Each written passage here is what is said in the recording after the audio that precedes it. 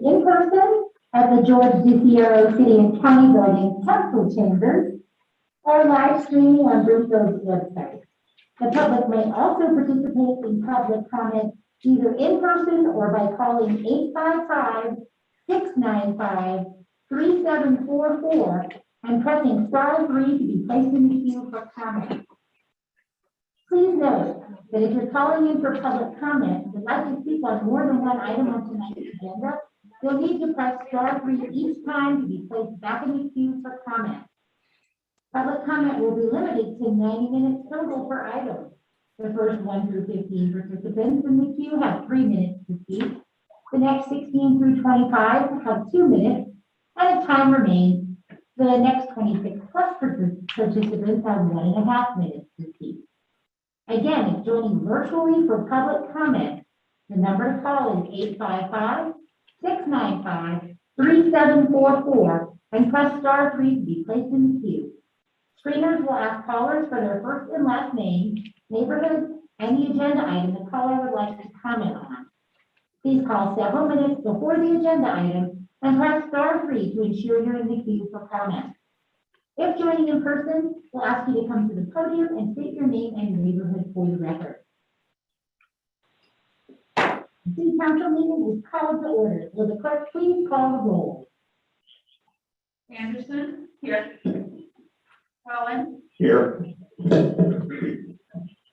Broom? Here. Hinkle? Here. Kuczynski? Here. Law Evans? Here. Lim? Here. Lindsted? Here. Schaff? Here. Tessier? Here. A quorum is present. Will everyone please rise and join me for the Pledge of Allegiance? I pledge allegiance to the flag of the United States of America and to the republic for which it stands, one nation, under God, indivisible, with liberty and justice for all. In an effort to keep order for tonight's meeting, I ask council members to limit their comments to 5 minutes. Abby will assist with the timekeeping. Additionally, please remember council's rules of procedure regarding conduct. When possible, council member comments and communication should be limited to 5 minutes per individual per item. If council members are given the opportunity to speak for a second time, they should limit their comments to 2 minutes. Additionally, please remember to make sure your microphone is turned on and that you're speaking into the microphone when you have the floor. We've had issues with audio during past meetings, and ensuring that you're speaking into and close to the mic will help ensure our listeners can hear the meeting. We will plan on a 10-minute break at approximately 8 p.m. We'll begin with council's review and approval of this evening's agenda. Council may add or remove items from the consent agenda, or council may revise the order of business for the meeting. Does any member of council have any comments or questions regarding this evening's agenda? If there are no objections to this agenda being approved, are there any objections to this agenda being approved? Seeing none, this agenda is approved. There are 4 proclamations this evening. We will start with the proclamation declaring August as Broomfield Government Employee Appreciation Month. This evening, we have Commander Roger Plunkett and Deputy Chief Mike Clement joining us to accept the proclamation on behalf of the employees of Broomfield. Commander Plunkett and Deputy Chief Clement have both worked for Broomfield for 36 years and currently serve in the Broomfield Police Department. Commander Plunkett and Deputy Chief Clement, please join Mayor Pro Tem Kuczynski at the podium for the reading of the proclamation.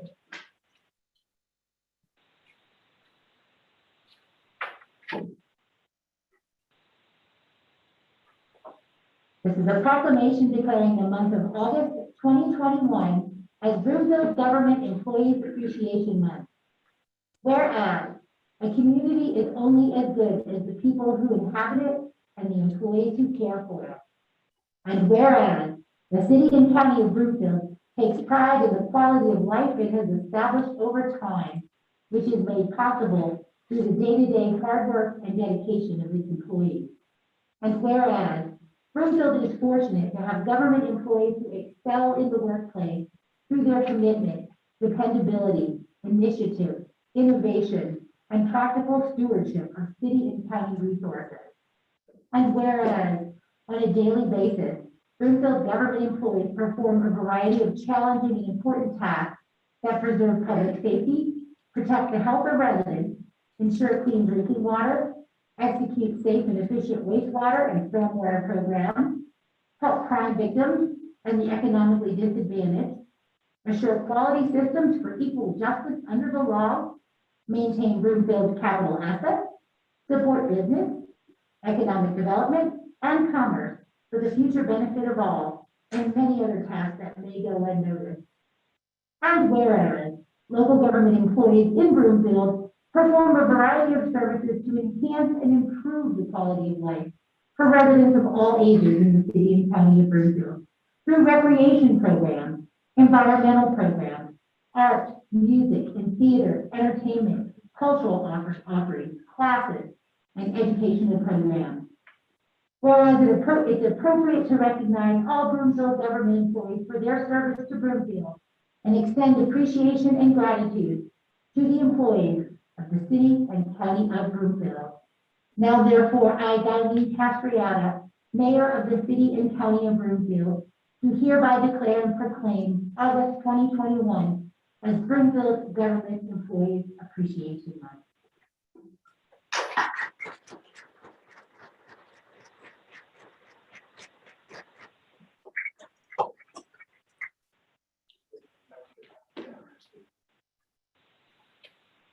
We will now proceed with public comment on this proclamation. Does any member of the public have any comments on this proclamation?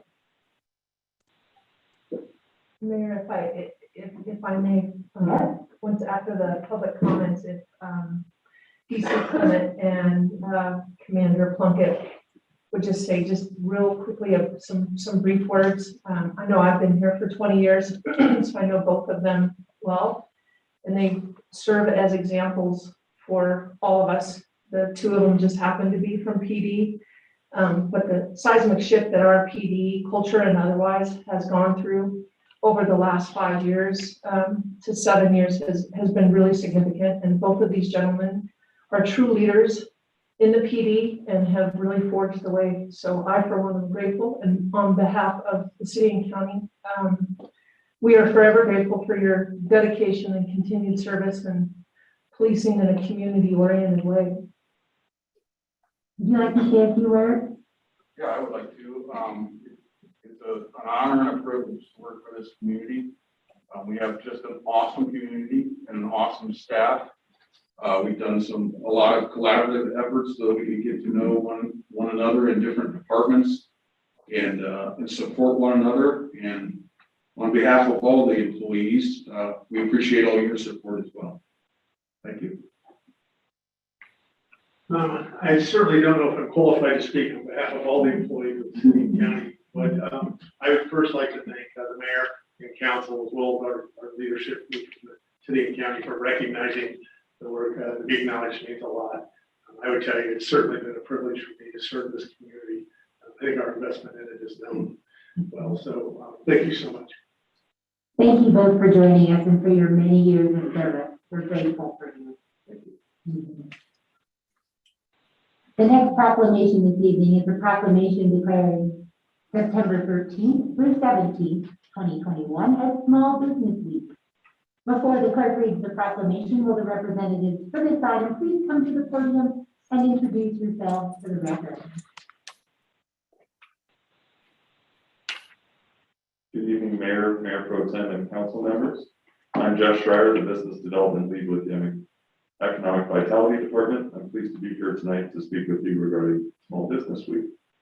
With me is Jesus Gutierrez, who is the owner of 3 Margaritas here in Broomfield.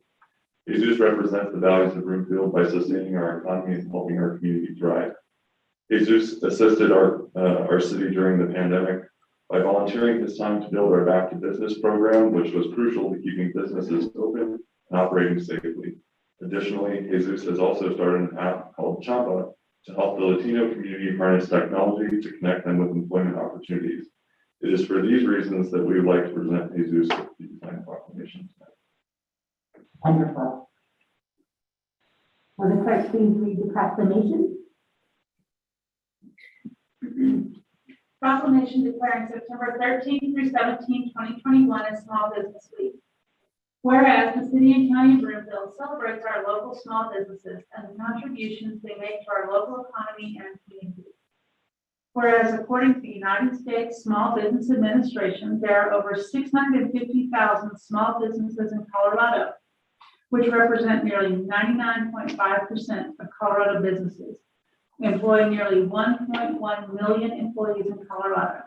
And whereas Broomfield's economy is concentrated with small business, with over 93% of all Broomfield businesses employing less than 50 persons, and over half employing less than 5 persons. And whereas small business owners and managers have created and supported economic opportunities for all persons, irrespective of gender, race, ethnicity, or socioeconomic status. And whereas for many people, small businesses were their first job or training opportunity, the place where many of us learned customer and communication skills, got their first paycheck, and supervised a team of coworkers.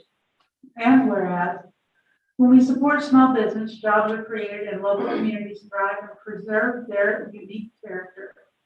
And whereas from the storefront shops that anchor our community to the high-tech startups that keep us on cutting edge, small businesses are the backbone of our community and cornerstone of our economy. And whereas more than 50 years, the President of the United States has issued a proclamation announcing Small Business Week, recognizing the critical contributions of America's small business owners. And whereas the city and county of Broomfield supports our local businesses that create jobs, help our economy thrive, and sustain our neighborhood. Thank you very much. We'll now proceed with public comment. Does any member of the public have any comments on the proclamation? Does any member of council have any comments? Councilmember Cassier? Thank you. Mr. Gutierrez, I just wanted to thank you for your commitment to the community and for providing opportunities for so many, particularly during the pandemic. Your business stepped right up, stepped right in, and worked with the nonprofit schools to create some sort of normalcy and support. So your presence in the community was huge results. I appreciate that. And clearly, all small business owners have been impacted by the pandemic. I'm grateful that there's been some pandemic relief funds, and hopefully we've been taking advantage of those. And we are here and we're ready to support your businesses. So thank you very much. Thank you. Any other council member comments? Would you like to say anything, maybe? I just want to say thank you for the invitation. It means a lot to me. Supporting small business, supporting the local economy, but we're supporting local families. And to me, that's a big enough reason to support small business. Thank you very much. Thank you very much.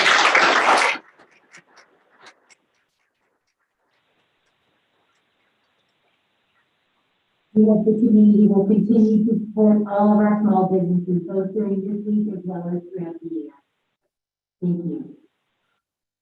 The third proclamation this evening is the proclamation declaring September 2021 as Workforce Development Month.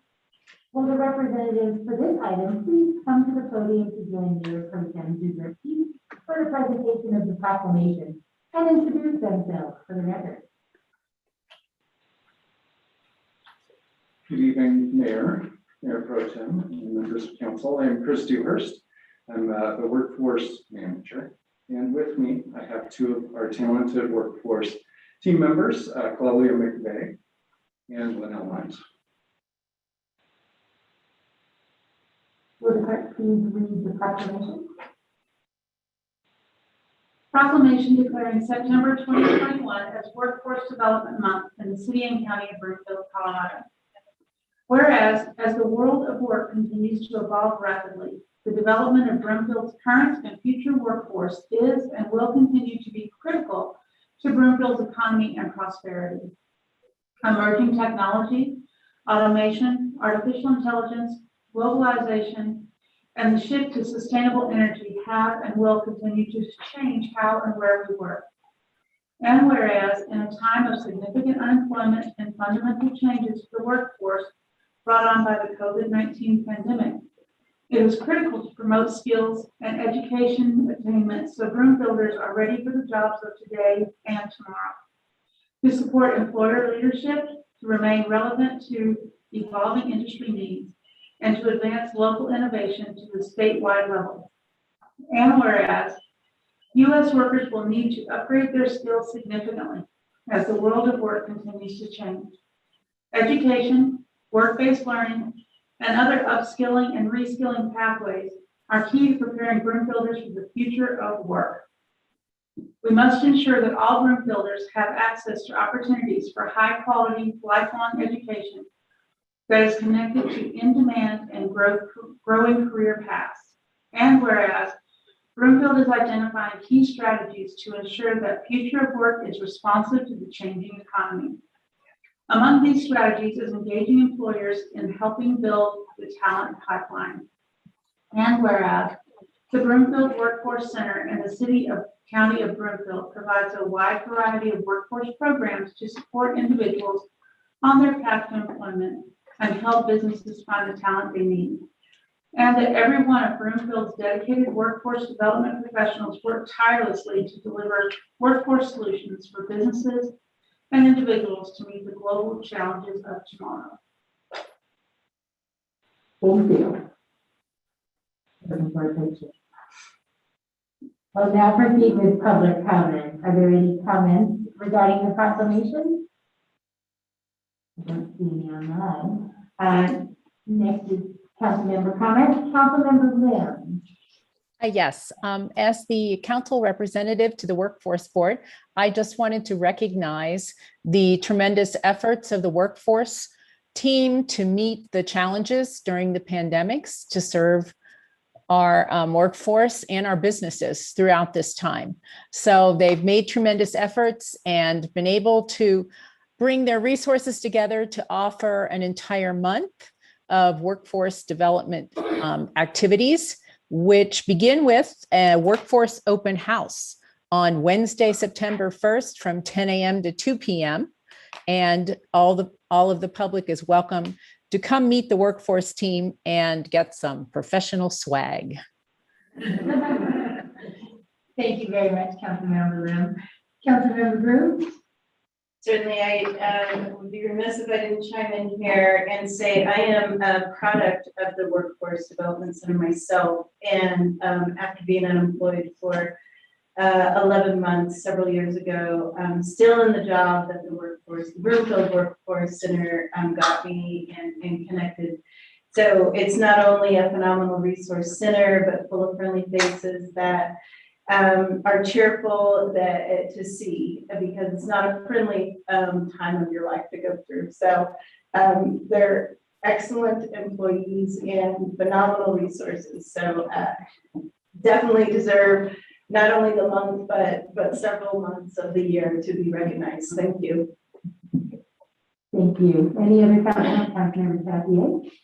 Thank you. I guess I'm talking a lot today. I realize I only got 2 months left. I'm gonna okay, everything that I can possibly say to this phenomenal group of people. As a former representative of the workforce and working in some of the nonprofits in the community with workforce, I saw and I am seeing how tirelessly you all have worked to help stabilize the unemployed here in Broomfield. And I am so grateful to hear that through some of the programs, I know that Broomfield Fish has sent you some participants, and you've been able to get them working and feeling good about themselves. And I think as Councilmember Kern alluded to, like it is not a very happy time for so many, and the care, the compassion, and the dignity that you provide for not only your partners in the community, but for those who need it the most, is just top notch. So I really appreciate the work that you all do. Thank you. Thank you. Any other council members? Would you guys like to say a few words? Of course, I would. Thank you, Mayor Pro Tem and members of council. High compliments and praise, and the mission that we try to live up to every single day. We recognize and understand the importance of employment within our community, our economic vitality, and what that brings to the individual themselves. And so during difficult times when individuals are out of work, this team that is in part represented here with me works tirelessly. And so I just want to thank you for that and want to welcome you and any members of the community to join on September 1st for the open house, as Councilmember Lim shared. We are wanting to provide services and have people get to know us. And this fabulous team of yours has planned over 20 events for the month to engage our community, both on the business level and the job seeker level. So thank you very much for this honor. It's much appreciated. Thank you. And thank you all for joining us this evening. You are appreciated, and as is the critical work that you do for our community. Thank you.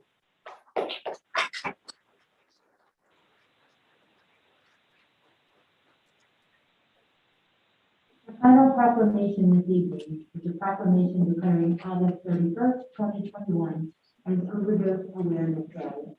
The representatives for this item, please come to the podium to join Mayor Pro Tem University for the presentation of the proclamation and introduce themselves to the record. Good evening, Mayor and council members. My name is Jason Bowling. I'm the Public Health Director. Joining me tonight is Sarah Mock. She's overseeing our behavioral health improvement plan work. And we're here to receive this proclamation not only on behalf of public health, but our amazing city and county Broomfield departments, especially our police department and our human services department, along with our behavioral health steering committee, which includes key partners, providers, community members that are working to address this issue. Thank you all for being here. Will the clerk please read the proclamation? Proclamation declaring August 31, 2021 as Overdose Awareness Day in the city and county of Broomfield, Colorado. Whereas protecting the health and safety of residents is Broomfield's highest responsibility. And whereas when elected officials, law enforcement, and local government work together with residents, there is a collaborative effort in keeping everyone safe. And whereas numerous public health organizations and the Colorado Department of Public Health and Environment have identified overdose prevention as a major public health issue. And whereas the most recent provisional data available from the Centers for Disease Control and Prevention indicate that approximately 81,230 drug overdose deaths occur in the United States in the 12 months ending in May 2020. And whereas from 2014 to 2019, there have been over 5,700 deaths due to drug overdose in Colorado, with 54 of these deaths in Broomfield. And whereas there were 107 hospitalizations due to overdose in Broomfield in 2019. And whereas in 2019, 13% of high school students in Broomfield and Boulder counties reported using prescription pain medications without a doctor's prescription, which has remained unchanged since 2015.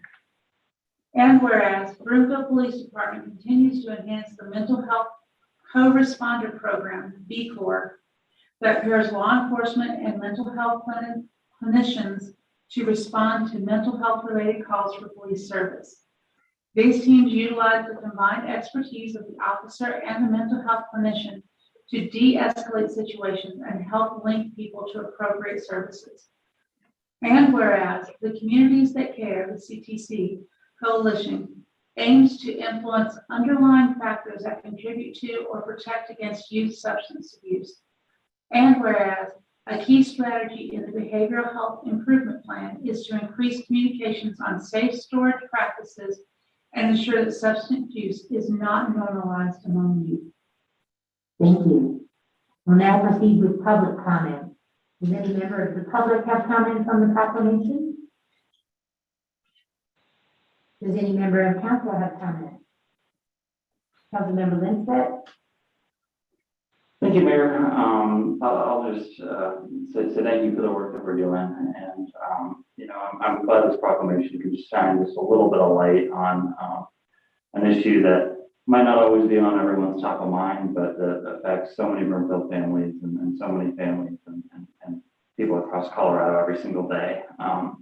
We're doing a lot of really great work here in Broomfield to try to tackle this national problem, but we have a lot more work to go. So it's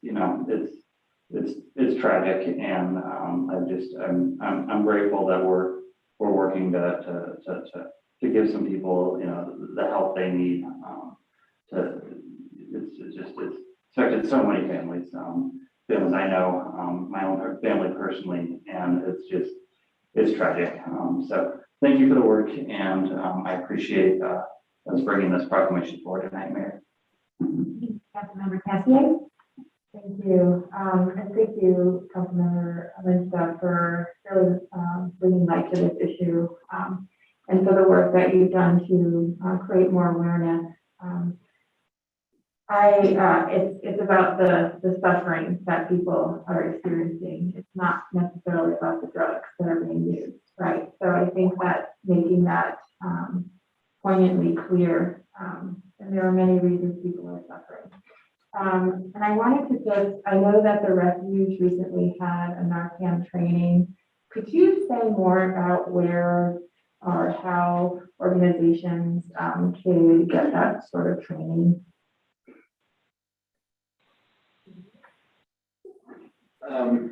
Thank you, Gary Carter, Police Chief. Thank you, Councilmember Tessier. And actually have to look that up. We have some of the fire department's physicians that train our staff. All of our officers carry 2 doses of Narcan with them at all times. We actually just had a save on Saturday night from somebody that was quite honestly not breathing. And so we find it, it's just critical to saving lives. But actually, the training, I can certainly make some calls and get back to you. He does that, but I have no doubt we can find somebody that can provide that service for you. Great, thank you. And my other question was, do we know if all of our libraries and our recreational are all those employees trained to in the Narcan, or are we providing that? Yeah, Councilmember. I don't mean to be throwing loops, sorry. I'm just curious and wanna, yeah. Thanks for the question, Councilmember Tessier. Obviously, as the chief mentioned, our first approach was to work with law enforcement and our emergency responders because they can get there so quickly and administer it. The next approach is to roll that out to nonprofits and to our other city and county Broomfield departments. But we wanted to first make sure that we had the adequate infrastructure with our first responders, since they're most likely to be responding to these situations. Great, thank you. And I know sometimes people who might be suffering maybe at the library or at some of the nonprofits locally or kind of close by the rec. So that's, but I really appreciate all the efforts into making this, making it a safer and more welcoming community. Thank you. Councilmember Lawson? Thank you, Mayor. So this is the one proclamation tonight that's not fun and happy and joyful and nifty. And I want to put a face on this without naming the name, but there was a kid who graduated from Broomfield High about 20 years ago. And he was a good kid. He was a strong kid. He was just a neat young man. He went into the Marines. He served 4 tours in Iraq and saw things that no human should ever see. He came back. He got a job. Got married, started having kids, and couldn't deal with the reality. He's a Broomfield kid. This is somebody who's right here in the middle of all of us. Couldn't deal with the memories of what he'd seen. And he started turning to any drug he could get his hands on to take the pain away, to take the memories away. And his good friends, his lifelong friends, he started betraying, cheating on, stealing from. He neglected his wife and his kids. He did a lot of rotten things. And then he straightened up. And he started working a steady job again, and he got off of everything. And he was off of everything, alcohol, marijuana, opiates, everything for a while. I don't know how long. And then one New Year's Eve, somebody offered him something. He took it. And I sat at his funeral and listened to his 8-year-old son scream and say, "I want my daddy." And I have no words for this satanic substance that may or may not, it absolutely has. Probably everybody who's had surgery has taken opiates at one point or another. But the misuse of this is satanic. And what it can do to people is not of this world, and it is not of God. And I wish that there were easy answers. I wish that every Communities That Care program could fix it. I wish that every parent could go to a seminar. I wish that everybody could take Narcan and learn how to use it. But I think at the root, this is just plain evil. And I don't know how to deal with evil other than to confront it with the ultimate good. And that's why I have faith. That's why I go to church. So this is a Broomfield kid. It really, truly happened. I'm probably leaving out sections of the story, but he left behind a wife and 3 kids, and generational suffering from this. So thank you for the proclamation, Mayor. Thank you all for all you do with this. But I think it's going to take something supernatural to truly end the suffering from this evil. Thank you, Mayor. Councilmember Clement? Would you guys like to provide any more comments on this? The only thing I'd like to add is I just want to express our deep appreciation for the empathy and the compassion that you guys continue to bring to supporting the work of the behavioral health improvement plan to benefit our community, and we could not appreciate it more. The stories of individual experiences will never stop being powerful. So thank you. Thank you all for being with us tonight. We'll move to public comment next. This is an opportunity for the public to comment on matters other than the items already listed on this evening's agenda. As mentioned earlier, the public may comment both in person or via phone. If you're joining on the phone and want to be placed in the queue for comment, please call 855-695-3744 and press *3 to be placed in the queue. If you're joining in person, please line up behind the podium, and public comments will be limited to the time limit earlier. We'll start with in person, so come on up, state your name and neighborhood for the record, and limit your comments to 3 minutes, please. Thank you very much. My name is Adam Nielsen. I have 2 small children that go to Summit Classical Academy in the Broadlands neighborhood. I've heard the 4 proclamations that you've given so far, and I've heard words like courage and respect and love and things like that, which blends in perfectly to what I want to talk about. I want to talk about safety and happiness. And I want to talk about how safety and happiness ties into the city and county of Broomfield's mandate that children as young as 2 should wear a mask while in school. If you're a school-age child, you have less than 1 in 1 million chance to die from COVID. You're more likely to be struck by lightning, which I see the city and county of Broomfield doing nothing about. You're more likely to die from the seasonal flu. There has never been a mask mandate for the seasonal flu in the city and county of Broomfield, ever. In 2018, 2019, 477 kids died from the flu. That's more kids that have died from COVID since the pandemic started a year and a half ago. That number is 361. We don't need our kids to wear masks to feel safe. Based on the data that I just cited to you, kids don't need masks to be safe. If adults want to be or feel safe, they can put on a mask. They can get a vaccine. 5 days ago, New York Magazine published an article and cited World Health Organization guidance that recognizes the academic and social harms of masking. They also state that children under 6, quote, should not wear masks. Quoting a University of California, San Francisco professor, quote, CDC cannot follow the science on masks because there is no relevant science, end quote. I see that I'm running low on time. From your website, the medical communities support masking. Folks, that's not science. What they support is not science. 98% of cases are from the Lambda variant. So this is where I ask you, where does it end? Does it end with the Delta variant, with the Lambda variant, with the Zeta variant? Will it end in COVID-23? How I started this talk was I spoke about safety and happiness, which comes from the Declaration of Independence, which talks about life, liberty, and the pursuit of happiness.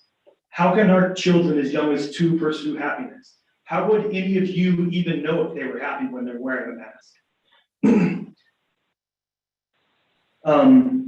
Lastly, I'll just say that also from this document, from this sacred document written by our founding fathers, that all of you swore to uphold.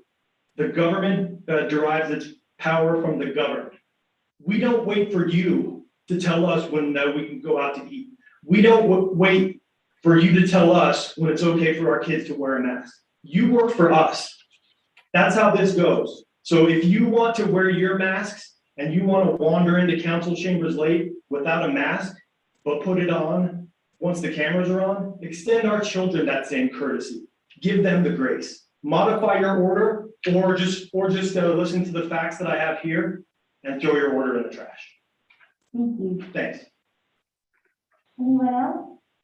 We have 2 people online that want to speak for general public comment. First, we'll go to Robert. We have 3 minutes, Robert.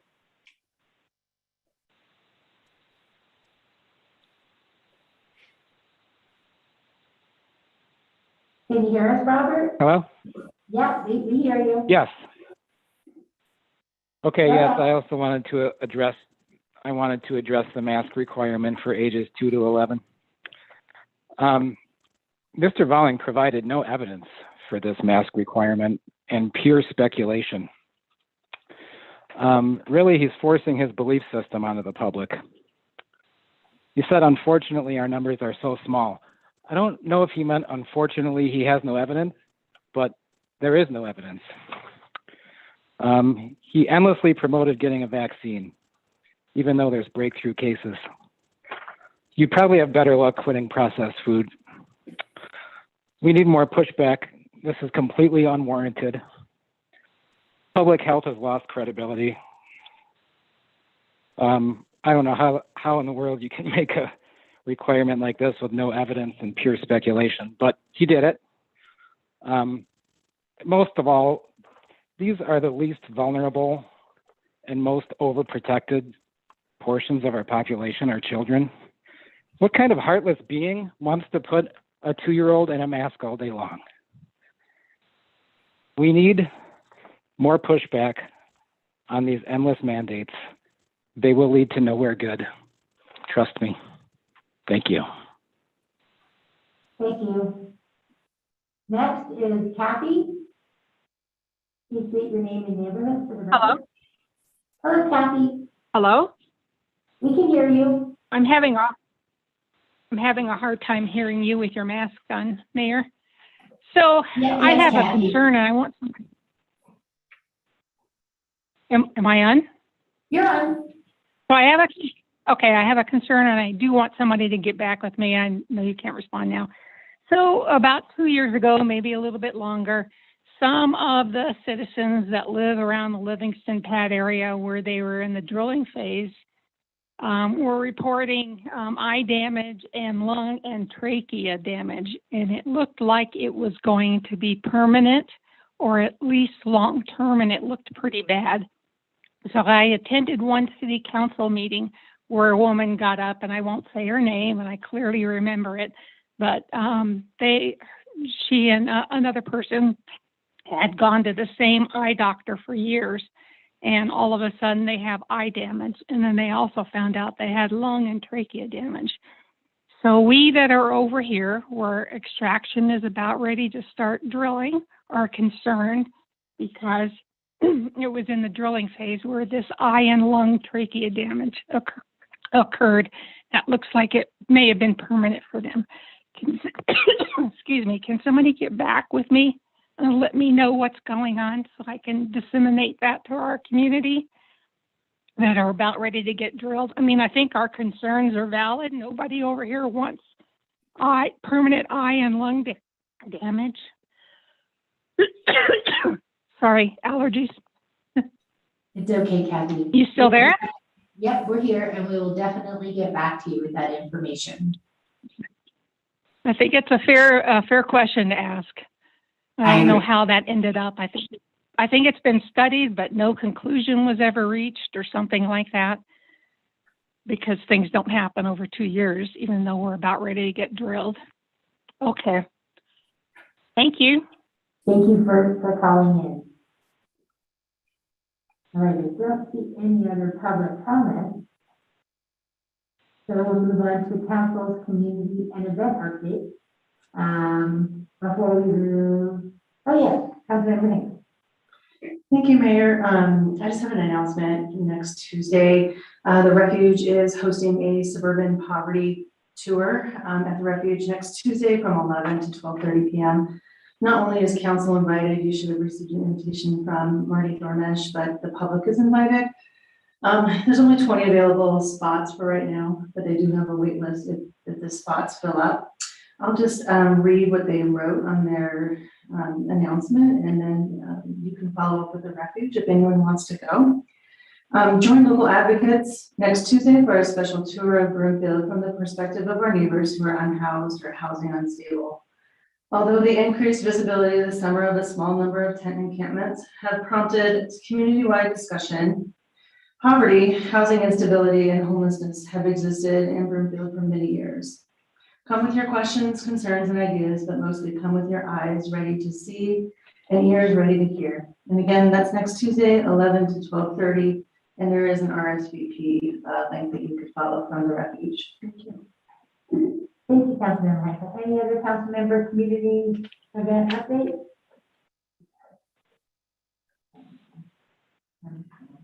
All right, well, that was one. Okay, never mind. Mayor Pro Tem. Thank you. Just a quick plug that the Broomfield Chamber of Commerce is having their annual gala this Thursday. So in a couple days, it's going to be at the Lionsgate Event Center. And the theme this year is Back to the Future of Broomfield. So attendees are encouraged to wear their best Back to the Future gear. And luckily for me, I do have an orange vest. So it's gonna be a fun night. They have dinner, casino games, dancing, music awards. I've been to many of these. It's usually a pretty good time. So I encourage everyone to check it out if you can. I think tickets are still available. Awesome. Thank you, Mayor Pro Tem. Councilmember Shah? Thank you, Mayor. So this last week, some members of the Rocky Mountain Metropolitan Airport Community Noise Roundtable got the opportunity to tour the airport facilities. We've got a presentation, short presentation and Q&A from the flight school of air aviation, as well as we went and looked at the Pilatus manufacturing shop there. We toured some of the airport facilities, including the hangars, future developable lands, and airport operation facilities. And they will continue to do more tours. And so I kind of wanted to bring it back to this body to see if, and maybe it couldn't happen in the near future, but if at some point having some type of tour with council, they put that out there as a possibility, just to get our council more information on what's going on there. So I'll look forward to following up with you all at some point. In this last week, we had a great dedication happen in Ward 3. The Anchor House that sits on the property of the Lutheran Church of Hope is welcoming their new facility that will welcome former foster youth to complete their journey on the path to independence. This is the 8 studios that will be in this facility, and this is a great need in our community. I forget the statistics that were stated that it was a one-day event, and it's a great honor to be hosting this here in Broomfield. So just wanted to bring those 2 things up. Thanks. Good stuff, thank you. Any others? I have one. I want to remind council and the public that the Ralston House is hosting their Ciders and Sliders event on Sunday, September 19th from 3 to 6 p.m. We're proud to be one of the sponsors, the City and County of Broomfield, and we hope you can join us for an afternoon of ciders and food trucks. To learn more about the event and the amazing services of the Ralston House, please visit ralstonhouse.org/bar. Thank you. Council's consideration of the consent agenda is next. Before we begin, Councilmember Law Evans. Thank you, Mayor. I would like council's consent to recuse myself from the discussion and vote on item 7D as in Delta. Since my father's passing in April, I'm now, well, I'll just say I'm part owner of a property that will be directly adjacent to this and impacted by it. It's actually not quite that direct, but that's close enough. So, are you going to consider this item? It's a consent agenda, so you don't want to consider it separately. We'll read all of the consent agenda items by title, but we'll have 3 separate votes. The first vote will be to approve A, B, C, and E. The second vote will be for D, and the final vote will be for council's approval for item 7F. It's a request for an executive session and an individual motion. So, again, you're welcome to stay for the first one, the first vote, or stay for the second too, but you still have to vote. Following the first reading of consent agenda items 7A through 7F, we will ask for public comment. Will the clerk please read agenda items 7A through 7F by title? 7A, approval of minutes from regular meeting of August 10th, 2021. 7B, resolution number 2021-140, authorizing and approving an agreement by and between the City and County of Broomfield and the Goodland Construction, Inc. for the West 11th Avenue Court Reconstruction Project.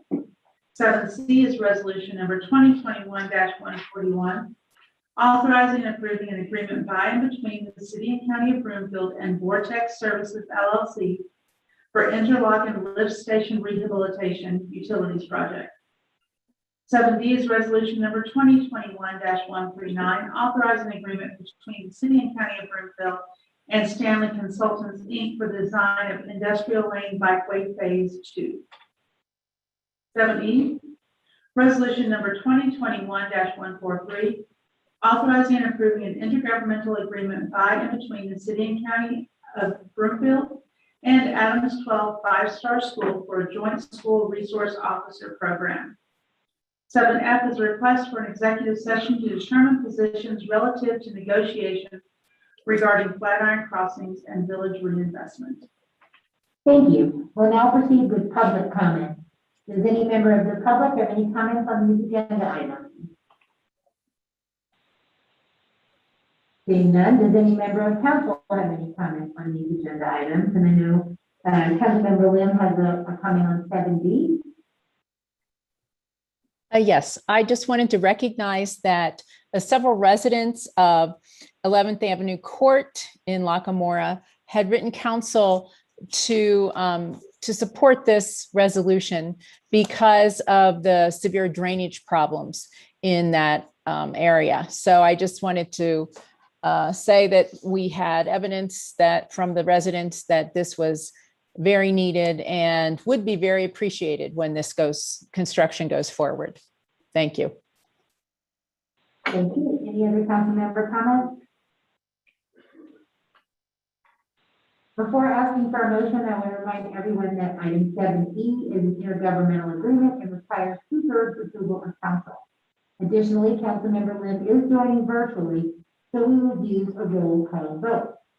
Is there a motion that the recommendations contained in the staff report for agenda items 7A, 7B, 7C, and 7E be approved? Councilmember Shah. So moved. Will the clerk please call the roll? You need a second? I don't know, but threw me for a loop. Councilmember Tessier, can I have a second? Second. Thank you. Will the clerk please call the roll? Anderson? Yes. Cohen? Yes. Broom? Yes. Hinkle? Yes. Kuzinski? Yes. Law Evans? Yes. Lim? Yes. Lindstedt? Yes. Schaff? Yes. Tessier? Yes. That passes unanimously. Next is council's consideration of consent agenda item 7D. As a reminder to council and the public, Councilmember Law Evans has recused herself from voting on this item. Is there a motion that the recommendation contained in the staff report for agenda item 7D be approved? Councilmember Lindstedt? So moved. Councilmember Drew? Second. Will the clerk please call the roll? Cohen? Yes. Broom? Yes. Hinkle? Yes. Kuzinski? Yes. Law Evans? Oh, sorry. Lim? Yes. Lindstedt? Yes. Schaff? Yes. Tessier? That passes unanimously. Oh, Anderson, my apologies, Anderson. I'm sorry.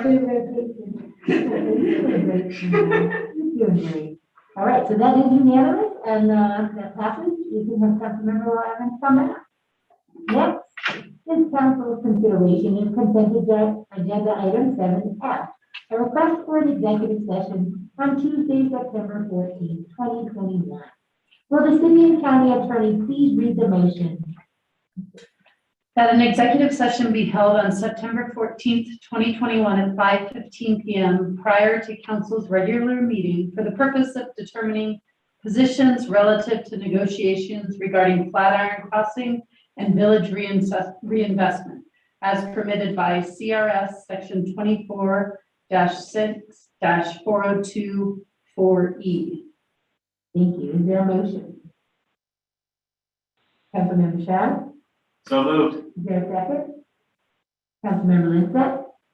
Second. Will the clerk please, is there any discussion? Will the clerk please call the roll? Broom? Yes. Hinkle? Yes. Kuzinski? Yes. Law Evans? Yes. Lim? Yes. Lindstedt? Yes. Schaff? Yes. Tessier? Anderson? Yes. Cohen? Yes. That passes unanimously. Thank you. There is no business before the Board of Social Services, Board of Health, or Broomfield Housing Authority this evening. The only item under council business this evening is council's consideration on the first reading of proposed ordinance number 2159, amending the Broomfield Municipal Code to remove the residency requirement for the chief of police. Council has a copy of the agenda memorandum, which I'll ask our staff to summarize. Thank you, Mayor and Council. I can't believe it's 5 to 7 and this is rolling right through here. Everybody double up right now since I said that. Okay. Director of Human Resources, Nikki Macklin will introduce this item and field any questions. And Nancy and I are also available. Good evening, Mayor, Mayor Pro Tem, and Council. Nikki Macklin, Director of Human Resources. I'm here tonight to speak with you regarding a proposed ordinance number 2159 to remove the residency requirement for the Chief of Police. As you all know, Chief Prager announced that he will be retiring in January of 2022. And this upcoming recruitment process provides us with an opportunity to reconsider the current residency requirements for the chief. Currently, the city and county manager and the police chief are the only employees that are required to live within the city and county of Broomfield. And ordinance number 2159, if approved, would remove the residency requirement for the chief. This change will allow us to expand the applicant pool during the recruitment process to ensure that the city and county are able to attract and retain the most qualified candidate, regardless of their residency. The majority of the surveyed departments in the Denver Boulder area do not have a residency requirement for their police chief. Additionally, to reflect current practices, this ordinance also proposes to remove the code requirement for emergency management as a function of the police department. That function still remains critical and important to the city and county of Broomfield. However, through consultation, it was recommended that we remove the emergency manager from the PD and move it over to CMO to provide a more organization-wide approach, which is consistent with best practice and adopted by most cities and counties. For Broomfield, this change was already implemented in March of 2021 with the retirement of Broomfield's former emergency manager. So with that, also, if you were curious with regard to what the other agencies are doing across the Denver Boulder metro area, you can see here that the majority of these agencies do not have a residency requirement for their police chief, other than Commerce City and the city of Fort Collins. Thank you, Macklin. Thank you. Thank you. We will now proceed with public comment. Does any member of the public have comments coming up to the podium? State your name and neighborhood to the record. And limit your comments to 3 minutes, please. Roxy Jula Luckmore. I don't agree with this, but I know that a lot of these things that come to this board, this time to come from the public first hear it, you've already made your mind up. So here's a couple of things. First of all, if they don't live in our city and county, our taxpayers' money goes elsewhere. They don't pay for anything here. They buy their homes elsewhere. And plus, where do they have to live? Can they live in Colorado Springs? Can they live in Vail? Do they have a time commit that they have to show up for work? There'll be an hour vehicle going out of our city and county, which I know they sometimes do now anyway, but that's beside the point. This will be travel time. So do they get paid for that travel time to be out of the city and county to make it into work? There's a lot of variances here. The other thing is this thing says that it was within 6 months that they would have to live here. On the document itself, it says that you're going to take out of it is Broomfield no later than 9 months. So I don't know where 6 months came from when the documentation says 9 months on it. So that's the phrase, that's the whole paragraph that you're taking out. Once again, you're making decisions on having people that are to be our number one person, well, number two, our city manager might be number one at the moment. But our number two person is the chief of police. We need their face. I don't care whether it's a male or a female. We need their face here in Broomfield. We don't need to be worried about whether we have to call them from home if something major comes up. They should be able to respond. This city is large enough as it is already. They should be able to find something. So that's just what I have to say. I don't agree with having them not live in the city and county of Broomfield. Thank you. Any other public comments on this item? I don't see any questions from city council or NAC. Members should limit themselves to questions during this portion. The time to introduce amendments will be later. Are there any questions from council? Councilmember Anderson. Thank you, and I appreciate your comments regarding really desiring to have the police chief live here in Broomfield. And I understand that our staff is concerned also in this memo, bring forth this need to potentially widen our search because we are very limited if we stay within the boundaries of Broomfield or asking somebody to move in, especially if we were to hire somebody in a neighboring community. So thoughts that went through my head, and I really don't want to see somebody live, our police chief living in Colorado Springs. That is a very long distance to travel in the time of an emergency or crisis. So Perhaps there is an alternative that we could amend this to include something, and I'd love to have staff's feedback on this, and I see Ms. Macklin already coming down to say, yeah, no, this would be helpful. You know, to say like that we need the police chief to live within, you know, 10 or 15 miles of the Broomfield city, the Broomfield Police Department, or within so many miles of the Broomfield boundary or something. Is that, or Ms. Hoffman, either way, like, is that something that we could do to at least keep them someplace close to Broomfield? Councilmember Anderson, thanks for that question. And a couple of things. So outside of again, from the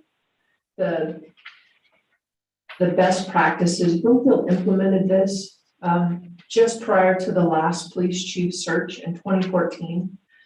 And part of the conversation that has been taking place since then, to your point, it is difficult to attract and have the best of the best.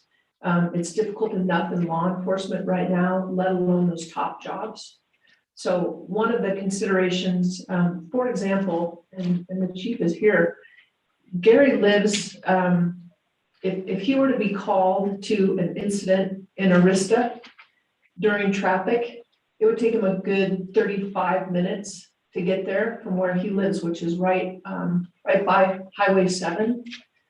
So again, and realistically, from a response perspective, it would have to be catastrophic for our chief, because you have your deputy chiefs, you have your commanders, you have your sergeants that are first on scene.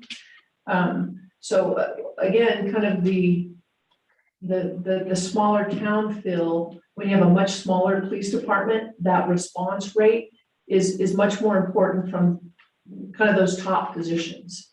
By the time Gary would get called in, you would have a fully activated scene from a decision-making perspective and otherwise. You can certainly ask the chief how many times in the last 7 years he was called to an a situation that required his decision-making and presence within that instant in order to make any kind of decisions. So again, realistically, I wouldn't feel comfortable hiring somebody that wanted to stay if they lived in Colorado Springs. Realistically, we all know how important, and I always appreciate Roxy's input on these topics. We all know how important it is that we are seen in the community, the #1 job and the #2 job, Roxy. We wouldn't hire somebody that didn't have that Broomfield level commitment and fit. And our process wouldn't support that either, Councilmember Anderson. So that's a long answer to get to. I don't think setting a policy our way out of who we want as a fit would make a substantial difference. But if council directs that we have a 10 to 15 mile radius from the Broomfield boundaries, then that's what we'll do. Okay, thank you. I will just look forward to my colleagues have to say. Appreciate that. Thank you. All right, Councilmember Linstat. Thank you, Mayor. So last week when I got this packet and saw this agenda item, I was a little confused by it actually. And I started doing a little Google researching, and I found myself in a total tangent. There's a lot of ideological stuff going on with police and residency requirements, and it was really fascinating, not really relevant to Broomfield. But my overall question at the end of it was, is it staff's belief that removing this residency requirement will lead to a more diverse and qualified applicant pool? Is that a yes? Yeah, I believe it will only broaden your applicant pool and at the end of the day, do exactly what you said. Thanks so much. That was my only question. Thank you. Councilmember Law Evans. Thank you, Mayor. So I was actually on the council that had this discussion some years ago. And that was that was a complicated discussion. I think Councilmember Tessier probably remembers it well. And we had this, we went through the exact same discussions in exactly the same way. I guess a couple of things. First of all, a question from Ms. Macklin. How would this change broaden the pool of qualified applicants, of hireable applicants, of dedicated hireable qualified applicants that offering a moving allowance would not? So I think that's one incentive to get them to move. However, I think you have to look at the price of homes in Broomfield as potentially a hindrance. So that moving would help get them here. It certainly wouldn't necessarily help them afford to live here. I think you have other candidates who may already live outside of the city and county of Broomfield, depending on where they are at that point in their life. Maybe they have children who are enrolled in schools and they don't want to move their family to this community is another consideration. I mean, it just puts a tighter constraint on what you're asking candidates to do if they take the job, and that may be limiting your candidate pool. I understand. So if I understand part of your answer correctly, did I understand you to say that part of it is getting someone to potentially move here, part of it is what else they've got going on, and part of it is can they afford a home here? So do we pay our police chief well enough to afford a home here? I can't speak to the home prices in the city and county of Broomfield. I can tell you we pay our police chief commensurate with our pay practices in the city and county of Broomfield. And so that puts us at about the average mark right now. Certainly from previous conversations, we have looked at considering the 60th percentile for staff moving forward. Ms. Hoffman, I don't know if there's anything else you would add.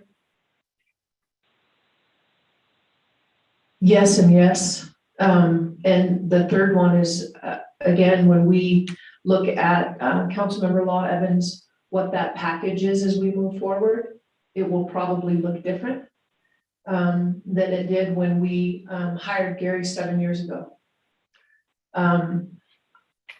From the conversations that I've had, and we are not going to be at a lack of interest for this position. I don't think not. We've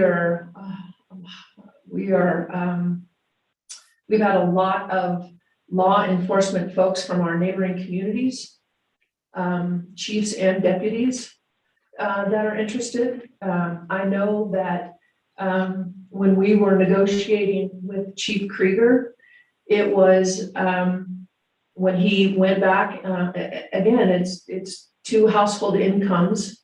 So to have your spouse move, it's a big deal.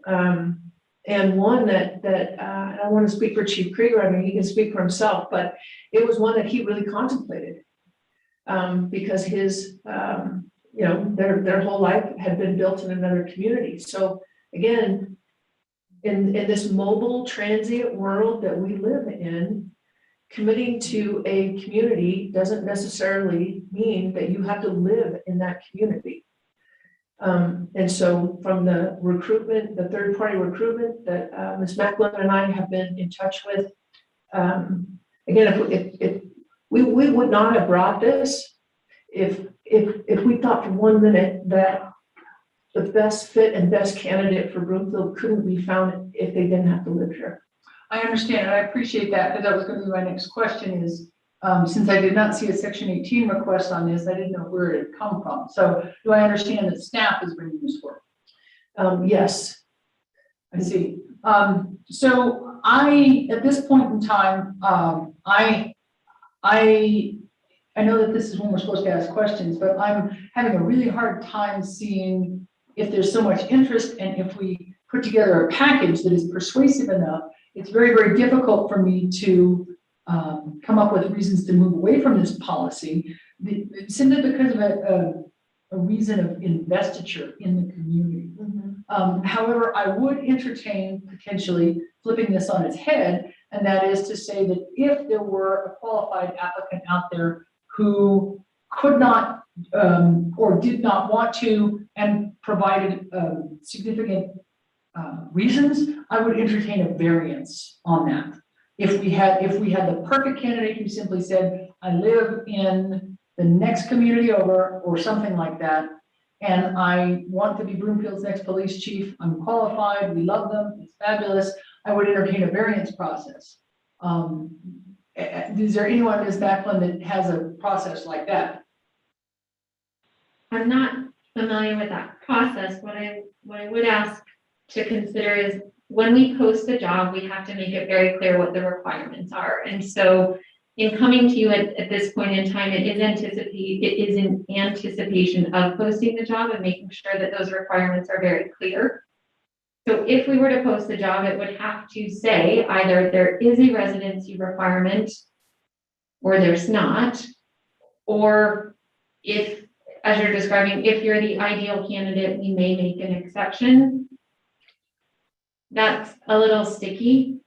And so if we could have clarity going into that job posting where council stands, it would be incredibly helpful as we recruit. So certainly there is interest in the position. If we post the position with a residency requirement, that could yield a very different applicant pool. So just something for council to consider. I understand. All right, one final question then. If we posted it with a residency requirement, and we went through that list of candidates and the perfect candidate, the one that we want for Broomfield, was not there. At that point in time, could we change our requirement, repost it without a residency requirement, and go look at that larger pool? You certainly can always repost a position if you don't have the candidate pool. One thing you would just need to consider is the timeline. So we have a very aggressive timeline to fill this position prior to chief leaving. And so we're looking, in order to secure that person by the end of November in preparation for chief's departure in January, we would need to post the job by the beginning of September, and that process will run a full period of time. So you just would have to be prepared to be without a police chief or have someone acting in the interim. Well, that's what that did happen before, and it, I don't think it was a catastrophe. I think it actually went very well. I shouldn't say Mike's not here anymore, but I think it went very well with Mike as deputy chief. I think those are all the questions I had. I'll just say to Gary again, it's been an honor working with you. You're going to leave after me, so I guess I will miss you, but kind of in the reverse order, something like that. And if there's anything that we can do to entice you to not retire, do let us know. Thank you. Thank you, Mayor. All right, Councilmember Tessier. Thank you. Great questions, everyone.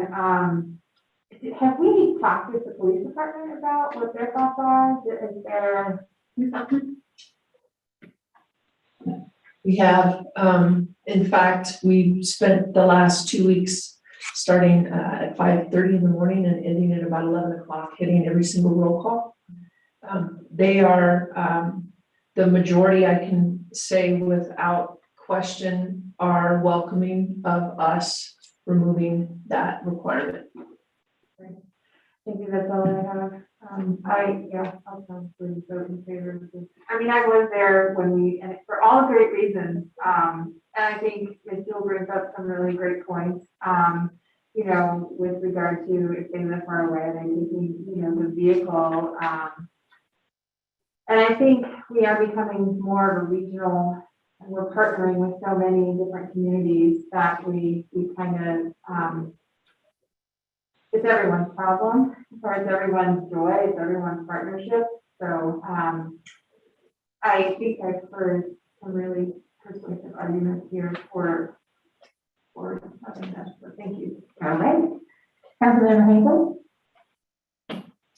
Thank you, Mayor, and thank you for this conversation and your presentation. And thank you to our police chief. And thanks, Roxy, and everyone who was the person who emailed in as well. I appreciate all this input. It was enjoyable to go to roll call last week and just tell, a group of people on our PD that are just, I'm really thankful for them and what they do. I'm just really sensitive to an equity piece as far as I thought, what's the difference between what's the difference between, you know, our city and county manager and our police chief? And I think for me, I know that a lot of people, you know, who serve in our police department, they're subjected to a lot of trauma. And that trauma can be, you know, a lot of people, when they go back home, they don't reflect that back at home, but there can be pieces where things can change for a family.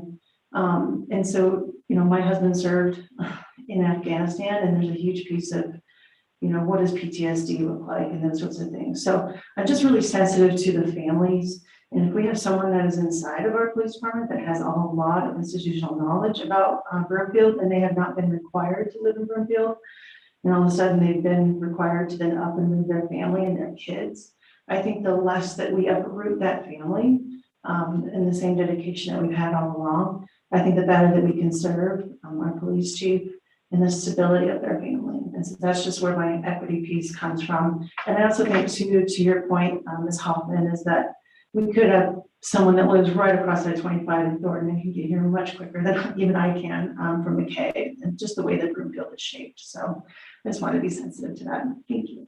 Thank you. I'd like to remind council that we're in the questions portion. Oh, sorry. That's all right. Councilmember Shaw. Thank you, Mayor. So I have not made up my mind on this ordinance. And I was looking forward to the conversation and dialogue with my colleagues and hearing from staff and community. I did some internet searches too to learn more about this and to kind of see what other jurisdictions are doing. But I thought since we have the police chief with us tonight, wanted to get some more local information. So I was curious, Chief Krager, if you could give us some of the pros and cons of living in the jurisdiction where you are police chief. Good evening, Council Chair, Police Chief. You know, it is a pros and cons kind of argument. And, 7 years ago, I had always lived in Arvada, but I was more than glad to make that sacrifice. And, you know, the pros are that being a part of the community, living in the community is huge. But one of the cons and struggles that I have is finding housing, right? Because when you're new into this job, it's a 50 or 60 hour week job at best. And probably back then it was probably closer to 70 and 80. It would be funny that people with my realtor would call me thinking, be over here to look at a house, and by the time I could get off work and get there, it was impossible. We were fortunate to find a brand new house that I could get a contract on. So I do think that your police chief, I am not called out a lot, as Ms. Hoffman indicated, but 3 or 4 times a year. And when it is, I'm called all the time and coordinate with my deputy chiefs and my command. They're very capable. And I always say that nothing good happens when the police chief arrives on scene. So, you know, but there are things that absolutely require me to be there. And so, you know, you do want to have your police chief, whether it be in your community or at least close to your community, not only for that connection to your community, but also for that connection to your police department and that ability to be there during some really critical events that occur. That you have to be there to support your staff. You just absolutely have to be there. But having said that, being close is, there's no magic to a border of a city, and it's really more about the person and finding the right person, what they bring to the table, and the service and dedication they provide to you and the community. Great, thank you so much, Chief Krager. That's all I have, Mayor. Thank you, Councilmember Cohen. Thank you. To follow up on Councilmember Schaaf's question, I was questioning whether we're facing 2 issues of, one, what is best for policing in Broomfield versus the economic realities of being able to recruit somebody. And on the question of policing, Chief Krager may have addressed that, but my father-in-law is a retired police officer and homicide detective. And I know when he was a police officer, it was a relief to leave his jurisdiction to the outside of it and be able to be off the clock. So like how doctors and nurses, when they go home, they're not off on the clock because everybody calls them first before they call the hospital because they're accessible. So maybe back to that question from the standard of what is best for policing. Is there a distinction there or a statement we should make in terms of Ideally, irrespective of the economic situation, policing in Broomfield would be better if they live within the community or within the school districts that serve this community. Or if I'm hearing from Chief Krager Press, that's not really the case that we need to worry about. So I'll try and take the first part of that question, Mr. Cohen. You know, some officers like to leave the community that they live in or that they work in so that it's a little bit of anonymity. If you know, standing in a grocery store behind somebody that 24 hours ago you arrested and you know that you don't want to have that conflict. I've always lived in the community where I work, so it was never really a big issue for me. But I would just tell you that your police chief is a 24/7, 365 job. Right? The only time I'm not on call or not available is when I'm out of town. And so, that is a commitment I think that you need from your police chief. It's a commitment to the organization. It's a commitment to the people that are out there serving to know that their police chief is there and can respond and will be there with them. That's what it comes down to, is what's reasonable in the time to get there. Because I won't be the solution. Hopefully I've got, well, not hopefully, I know I have people that are much better at solving some of these problems than I am, but I can be there to help support them and move obstacles and things out of the way. And to follow up with that, if I could, you know your counterparts. In considering this job when it's posted, would the residency required be seen as a big negative? Will people just like say, no thanks? Or is it not a consideration? That's a difficult question to answer, and it's individualized, right? So, and I'm not sure I can answer that. You know, there's so many things that go into making a decision to take a job like this, you know, I just couldn't presuppose an answer for individual. I do think as Ms. Hoffman said, there will be a great amount of interest there. As you guys clearly know, Broomfield's a great community. You know, without a doubt, in my opinion, for whatever that's worth, one of the best police firms in the country. And the staff that is by far the best that I've ever worked with in my 4 years. I think one more thing I may add to that, I think Chief lends an incredible, valuable statement there in terms of what it looks like to be the chief and live in the community. I think the other thing you may want to reconsider is when we look at best practice, what are the other municipalities doing, right? And so that should help us understand what's best for PD, what's consistent in the market, and what's a best practice. And when we look at those survey departments, seeing that only 2 of them, being Commerce City and Fort Collins, have that residency requirement, that's incredibly informative. And the last question I have on the other side of the coin is the economic realities. It sounds as though housing wasn't the issue that it was. We may not consider this, but and it made me wonder how many of our city employees do actually live within the city boundaries of Broomfield these days. Are we offering enough a living wage legitimately for our city employees and for someone as prominent as the city police chief?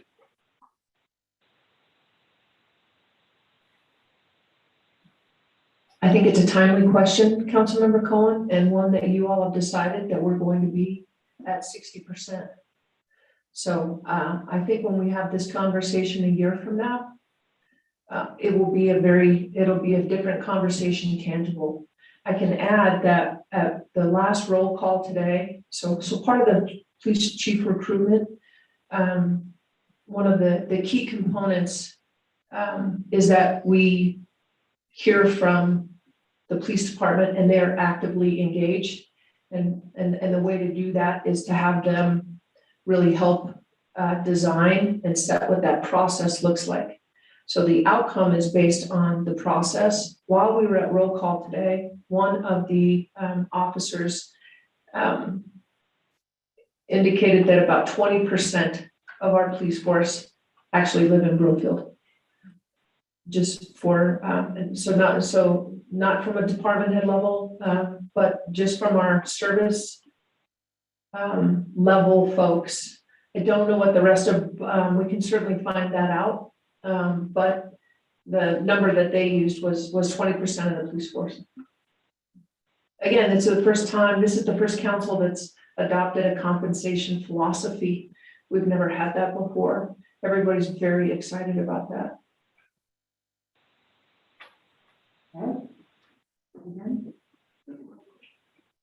You have one more question? We have to go back around to you. We haven't finished our first round. Sorry, Mayor Pro Tem, you're next. Thank you. Actually, I have no questions. Council members Jeff and Cohen beat me to the punch on the questions to Chief Krieger. I do appreciate your perspective, Chief, and certainly Broomfield's going to miss you come January. Thank you. Councilmember Lim. Yes, this question is for staff. So I heard Chief Krieger just say that we do want the police chief to live somewhat close to the community. But yet my perception of the staff's response to Councilmember Anderson's suggestion that perhaps we would amend this to at least have a distance within which we would expect the candidate to live from Broomfield. My perception was the staff was indicating they thought that was unnecessary, but they would do it if council directed. And my understanding was that the staff thought that was unnecessary because they thought they could find a fit from the candidates without the distance requirement. Can the staff say if that's what they were saying, if I interpreted what they were saying correctly? And how will you, I'm not clear what the hesitation is with the distance requirement. Could the staff expound on that a little? Certainly, Councilmember Lim. I don't think we're hesitant. I'm not hesitant about having that additional, again, whether it's 10 mile or a 5 mile or a 2 mile. I think from the conversations with the chief, with the other surrounding municipalities, with the other PD, with the other departments, with HR, again, setting a policy, I don't think is going to drive the fit. I can't say that it's going to preclude a good fit either, however. So, yeah, I don't think we're hesitant, Councilmember Lim. I do think from a boots on the ground perspective that requiring it isn't going to drive fit.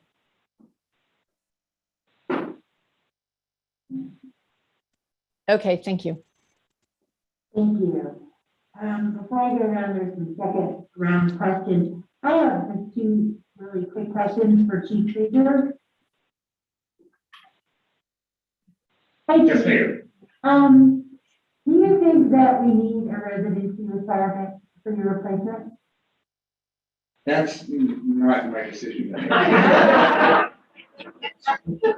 One thing about being a police chief, you know when to dodge.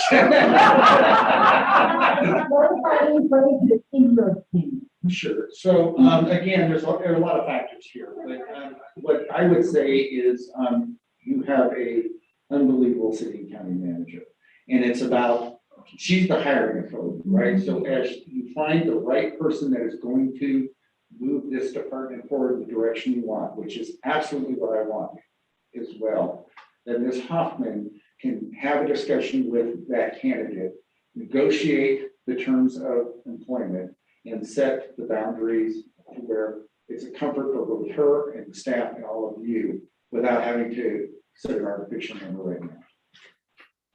Thank you. So as long as you're in the Denver metro area, they can make the judgment themselves if it's too far of a commute, right? If they live in Colorado Springs, I can't imagine somebody wanting to work in Broomfield, correct? It has happened, to be honest with you, with a number of police departments in Colorado where you'll have a police chief that's a Monday through Friday police chief. And then they'll go home for the weekends. And I personally couldn't possibly do that. And But again, I think, what that radius is, it kind of depends on where and in what direction and, expectations that Ms. Hoffman is going to communicate to that person. So it really is a negotiation with the right person to make sure that it meets their needs as well as the city county's needs. Thank you very much, Keith.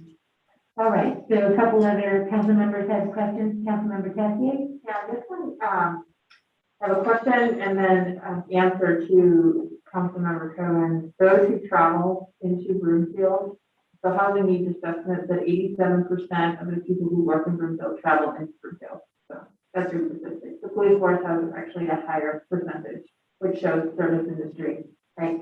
And then my question, so the surrounding communities that you showed, Ms. Macklin, did they have an ordinance in place and they removed it? Did they never have it? Have we dug any deeper into what that means? We, in the interest of time and getting folks to respond to the question, we simply asked, did they have a residency requirement in place? There were some that further elaborated to say, for example, the city of Aurora. When they hired their new police chief, it was an internal candidate who happened to live outside of the city of Aurora. And for them, it was most important to have the right candidate. Yeah. And so through that selection, they eliminated that requirement. And the one thing council may want to consider is, to Chief's point, whatever is required by ordinance or a job description is something we have to be willing to live by. And it will box you into whatever degree you design it. If you say it's not a requirement, and then through the process, you allow the process to identify the best candidate for the job, and part of that consideration may be where they live. There may be someone who lives in Grand Junction who's amazing, but as part of that consideration and knowing how important it is to respond in a timely manner, the leadership may say, this isn't the right candidate right now, right? Or may engage in a negotiation, like Chief said, to say, you're our number one candidate. Would you be willing to move, to X? But it gives latitude to management to make the appropriate decision based on what they see in the candidates they're presented with. Okay, Councilmember Shea? Thank you, Mayor. So I'm, with the ordinance, there's the removal of the requirements. But I'm guessing with the job description, there's both what's required as what is preferred. And I'm wondering if, kind of going along with some of the council colleagues, if there can be a preference given to someone that lives in the community, will relocate to the community, or lives in the surrounding area. So just that there's a statement that this is what we would prefer, but it's not required. So I don't know if there's some middle ground there for us to see with that job description. But I guess that's a question. Since it's during question time. Yeah, well, is it in the form of a question? So that it qualifies. Again, Councilmember Schaap, we want the best candidate. And that's who we will recruit, the best candidate through the process with our PD will generate that person. So again, I want to manage expectations in that giving preferential treatment. If we have a candidate that isn't the number one candidate, but that candidate says, I'm willing to move there.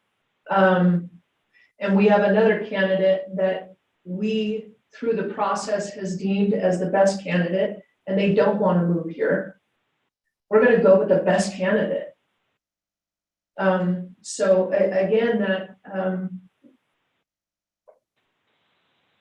I don't know what else to say other than that, right? We wouldn't choose somebody that isn't as good a candidate because they want to move here.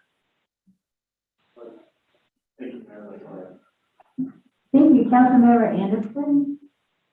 Okay, thank you. I think you just answered my question, but now I have a different question. So what I was thinking is that if Commissioner Macklin's suggestion that we were to say, if it were to happen that the best candidate was a considerable distance, and we were to let them know they're our top choice, and we'd like them to relocate, but that wasn't the requirement, and they don't want to relocate, is that allowable for us then to go to our second best candidate because they didn't relocate? But now you're saying that we would, no matter what, we would then want that candidate because they are the most qualified, even though they're a long distance away. Did I hear that correctly? Because we really want somebody more local, but I also understand your desire to not box us in at a arbitrary 10 or 15 miles. Like I understand that part, we want to keep it more open, but yeah, we want somebody local, more local.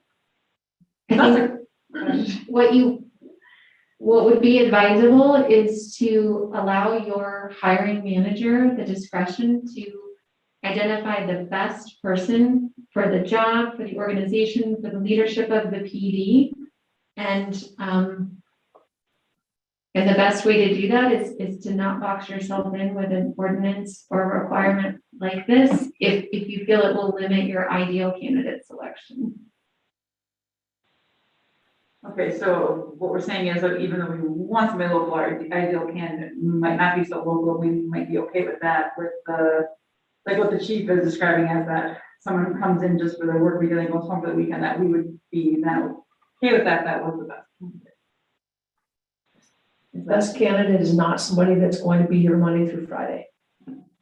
Okay, so when we're looking at best candidate, then there would be but given how far away they are, even if they didn't want to relocate. I'm gonna make the very best decision for what is best for Broomfield. Okay, all right, thank you. Kelly. Castriona. Just to follow up on Councilmember Anderson's query, that I gather my colleagues probably would, if they had their druthers, have a police chief live in the city, perhaps only for optics, let alone perhaps confidence in the community. But I'm wondering a way around this, if this is done, that there's bonus or some sort of incentive to say, okay, you're our best candidate. We'd really like you to live within city limits. I know that may cost you more, but we'll make it worth your while, if that's our preference. If we don't care, then we don't need to make that part of our direction to you. I'm hoping that that is not the direction to me.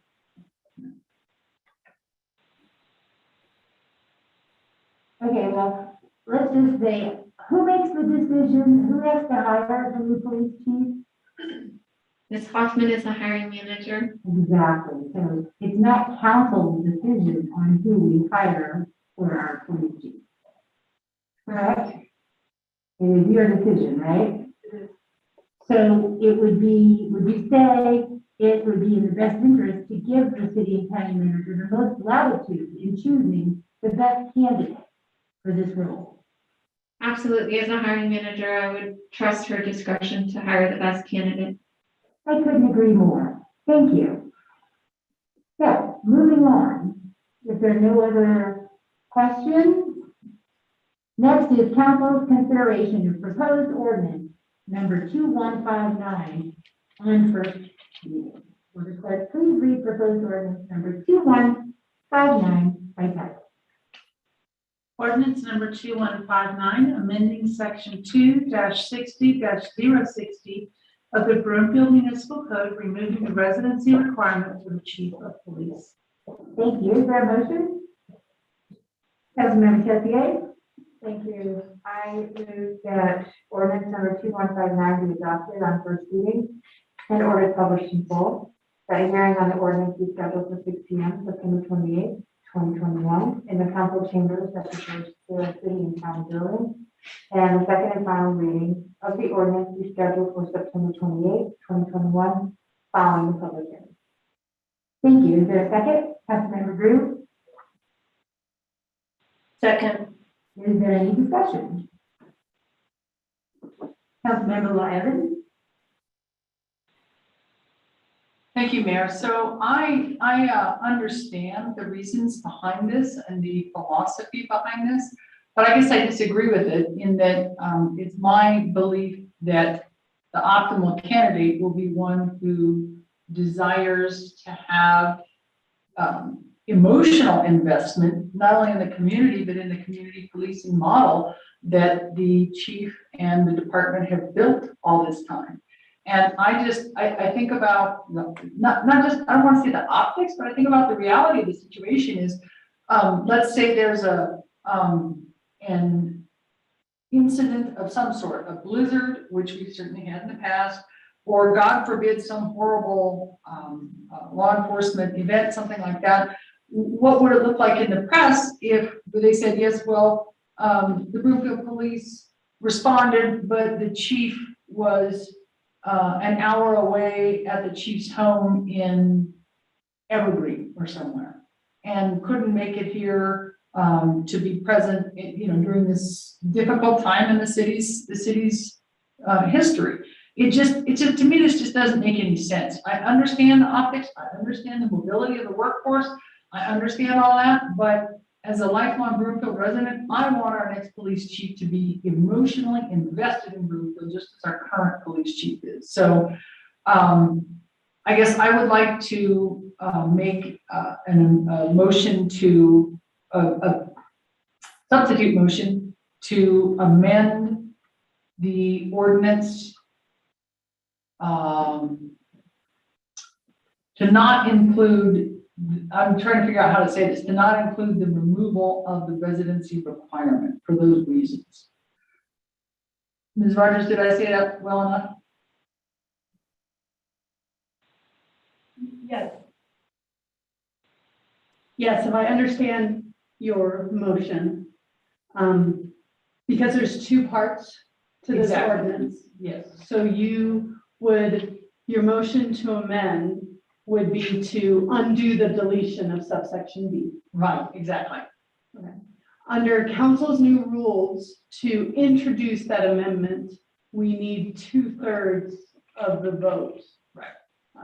So that would be the next step after a second for the motion to amend.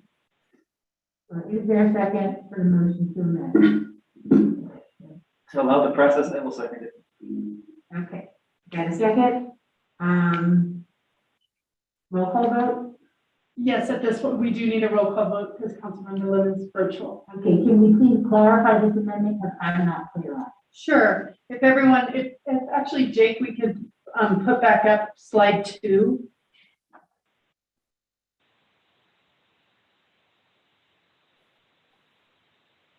Oh, I thought we had I apologize, Jake, for your cancel that request. If you have the memo in front of you, the ordinance suggests amending subsection A with the removal of emergency management and the full removal of subsection B.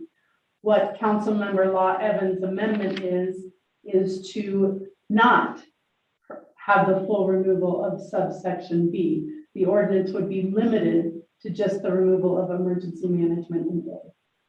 Thank you. Thank you, Jake. I appreciate it. So then it's just don't vote for it then. Because that's basically, the emergency management part is just a small portion of this. So you could vote against this ordinance. It would make more sense than trying to get everybody to support you taking it out and voting for it. I think that's an argument, but there is a motion to amend on the floor that's been seconded. Sure. All right, roll call? Yeah, to be introduced and even discussed, it needs a 2/3 vote. Okay, so this has been introduced and we need a 2/3 vote to discuss it. Right, will the clerk please call the roll for the amendment? Can we clarify what I mean? Anybody? That's a good question, Councilmember Cohen. Recently, council amended their rules to say that amendments made on the floor at the night of the meeting would need 2/3 vote to continue the discussion on that amendment. Previously, it would only involve a motion and a second for the discussion to happen. It was an effort by council to address pre-preparation for the meetings, that if you're going to bring an amendment, and this has nothing to do about our current amendment, last minute from the dais, then you need to have a lot of support to even discuss that amendment. So the aye vote is to support the amendment. No is to oppose it. The I vote is to support discussion of the Gotcha. amendment. So this is not a vote on the amendment itself, just discussion of the amendment. Okay. Will clerk please call the roll? Hinkle, No. Kuzinski,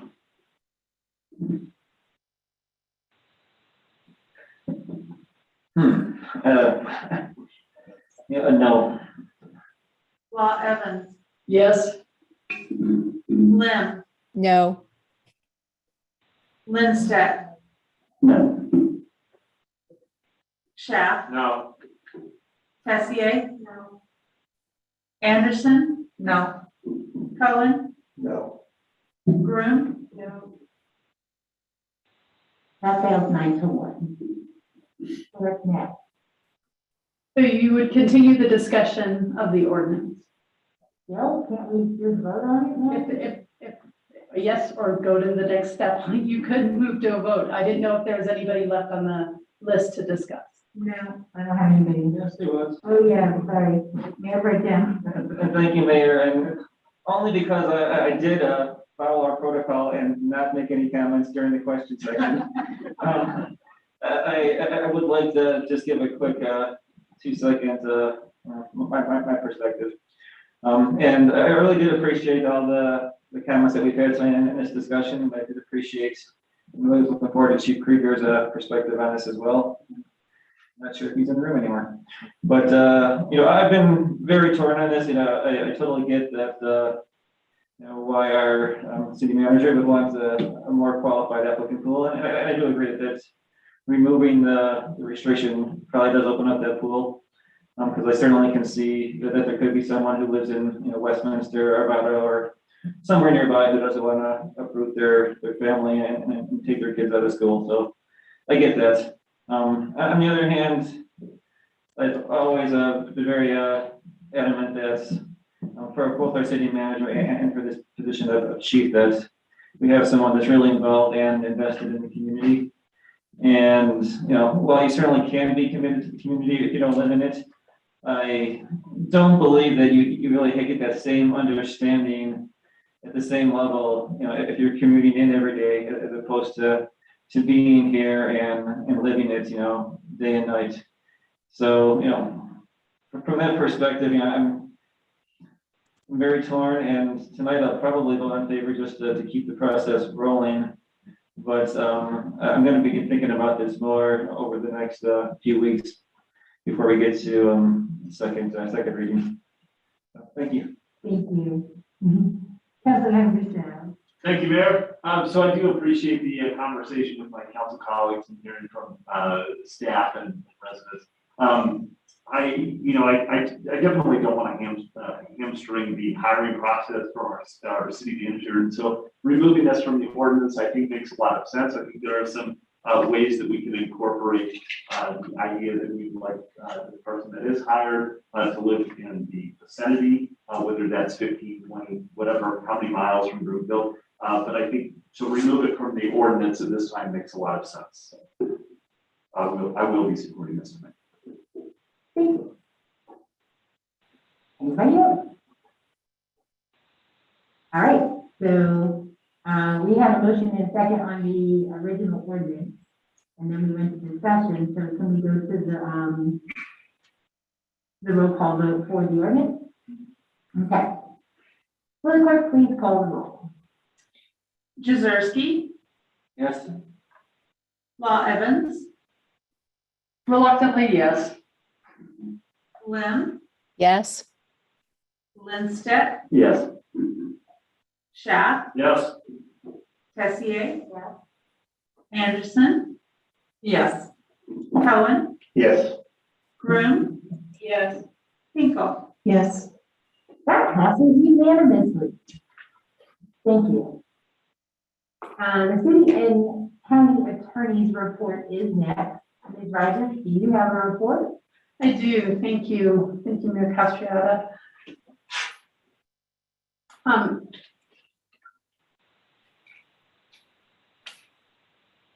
In July, there was a section 18A request by Councilmember Lim related to PFAS, and it was on doing the legal research to see if there was local authority to regulate in the area of PFAS, specifically in oil and gas.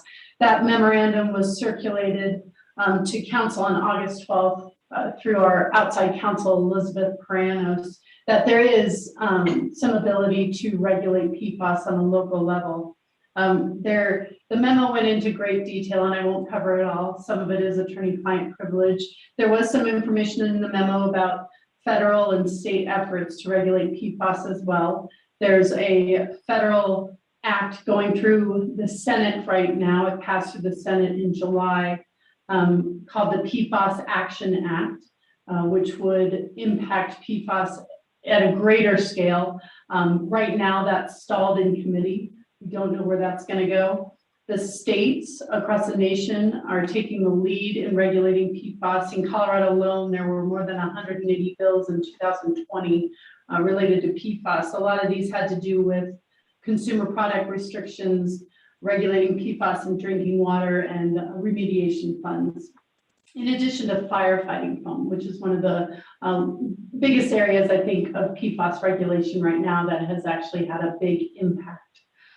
So there is the ability, as was mentioned in that memo, for council to regulate in the area of PFAS, and specifically on oil and gas. There's 3 options that I'd like to get council's direction on. The first would be an amendment to the recently passed oil and gas regulations to expand the prohibition on PFAS, which right now is limited to no PFAS in firefighting when it comes to oil and gas regulations, to ban PFAS in all oil and gas operations in our regulations. I wanted to see if council wanted staff to work on that amendment. The next piece would be if council would like staff to discuss opening up the operator agreement to presenting an amendment and negotiating an amendment with extraction to have additional regulation of PFAS in the operator agreement. And I'd like to see if council wanted staff to move in that way. It would be council direction. On that second piece, if there was council direction, we would go into exec session at a separate meeting to discuss that, how that would look. And the last piece would be, excuse me, would be a broad-based regulation on PFAS. PFAS is actually utilized in a lot of different areas in our society, both industrial and commercial. If you just do a Google search and spend about 10 minutes, you'll see how prevalent PFAS is in a lot of what we do. If council would like, you can provide staff direction to look at a whole regulatory scheme, a local regulatory scheme to address PFAS in all aspects that it might be used in Broomfield. I will tell you that last option would be very staff intensive. We would be required to get outside experts to help us not only look at PFAS, that's an overarching category of chemicals, but also to look at the different industries that utilize PFAS, and then we'd have to analyze what power do we have in that specific regulatory area to impose regulations on that business. So 3 areas I would like council direction tonight, and I'll start again with the first one. Just sort of a straw poll, maybe head nods, an amendment to the oil and gas regulations that were recently passed to increase the overall ban on PFAS. Okay. We'll get staff working on that. And then I see you head nod on Zoom. Thank you. And then the second one would be reopening the operator agreement to discuss negotiations with extraction to modify the terms of PFAS usage in the operator agreement. I see, do you want to ask a question, Councilmember Lappin? Yes, thank you, Mayor. Clarifying question, if we did reopen those discussions on the operator agreement, my guess is, knowing how these things go, there would be other topics of discussion that perhaps the other party involved would bring up. Most likely, yeah. Okay. Thank you. All right, Councilmember Grimm? I guess that's what I wanted to confirm also, is if we open it up, how far do we go down that rabbit hole? And what do you feel like would be our dangers to open that up versus, maybe I should say risks, not dangers. for this meeting today, I'll say when you do reopen a contract, you are in essence putting the entire contract open for discussion. Okay, thank you. Anybody else? Councilmember Anderson? Thank you. So Councilmember Lim and I, and she might be able to elaborate this a little more. We talked about this recently about what chemicals are currently being used in operations in Broomfield. And there's also a question recently submitted for BMP 13 questioning extraction was required by the operating agreement in BMP 13 to disclose all the chemicals they're using.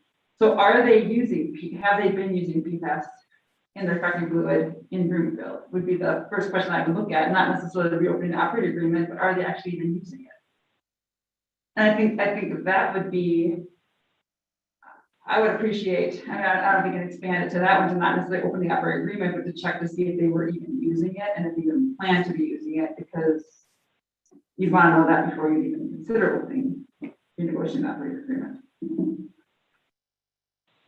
Thank you. Thank you for that question, Councilmember Anderson. And staff is looking at the BMP 13 disclosures, the reports that Extraction did submit. I have, in that request, I believe we haven't yet had a full day or a full few days to review. In the one on, I'm looking to see which pad this is. I don't see the most common PFAS chemicals listed on it, but we still need to pull up the other two BMP 13 certificates. Thank you, and I appreciate that. And if they are using, so could we, if they actually are using it, could we then reconsider that again? Right now, like we're not going to open that agreement, not go that path, but if they are using it, reconsider options. Yes, absolutely. And we're also monitoring what the EPA is doing on PFOA and PFOS are the two most common PFAS chemicals, but there tends to be a lot of chemicals that could potentially fall under the PFAS umbrella. So I don't want to say all PFAS because sometimes that can be a little misleading. What is exactly PFAS? So we've been really looking at PFOA and PFOS. Okay, that's all my questions. I'll look forward to that information. Thank you. Thank you. Any other council member questions? None, so you're still looking for direction. On the second piece was on the operator agreement, if you want, and really, I guess the direction would be, would you like to have an executive session to really delve into that further? I like that idea. Y'all okay with that? No. I'll be doing your job. Who's opposed to an executive session?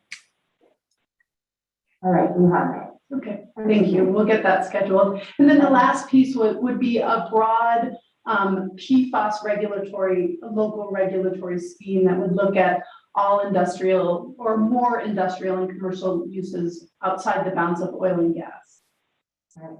I have a question about that. It seems to me that would be, I know it's staff intensive, but if PFAS is that dangerous, that would be something, and that we're not pointing out any one particular industry.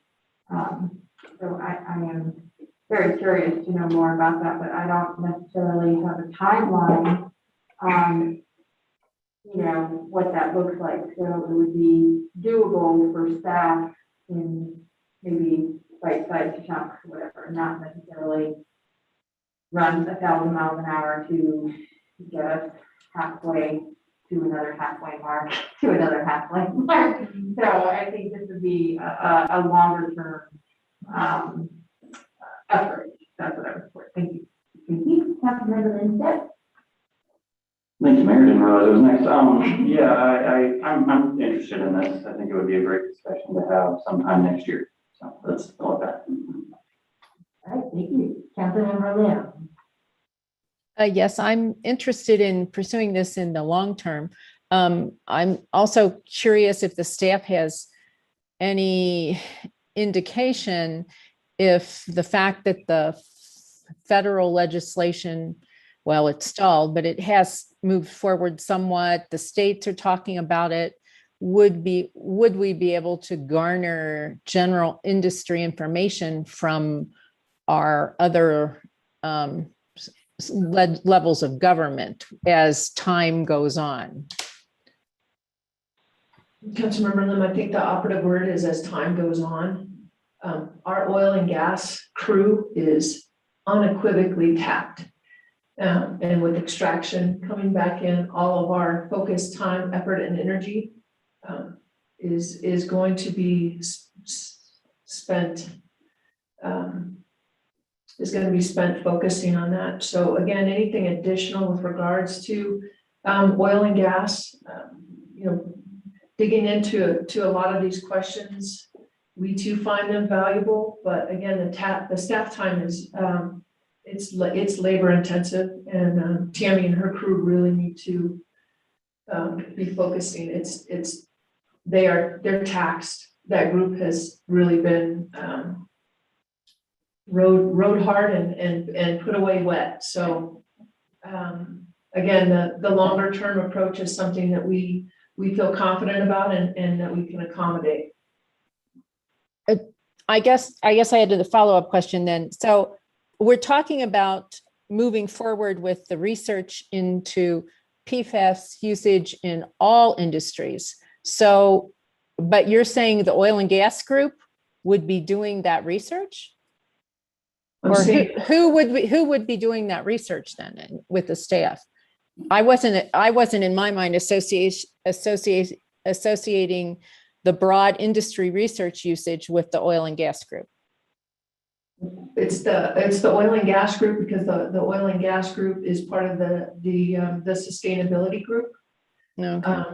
So again, and Nancy can speak to it more. She has a better sense of when she says it's labor intensive. It truly is. So again, looking at it from the legal review perspective as well as the research perspective, we would have to make some modification and adjustments.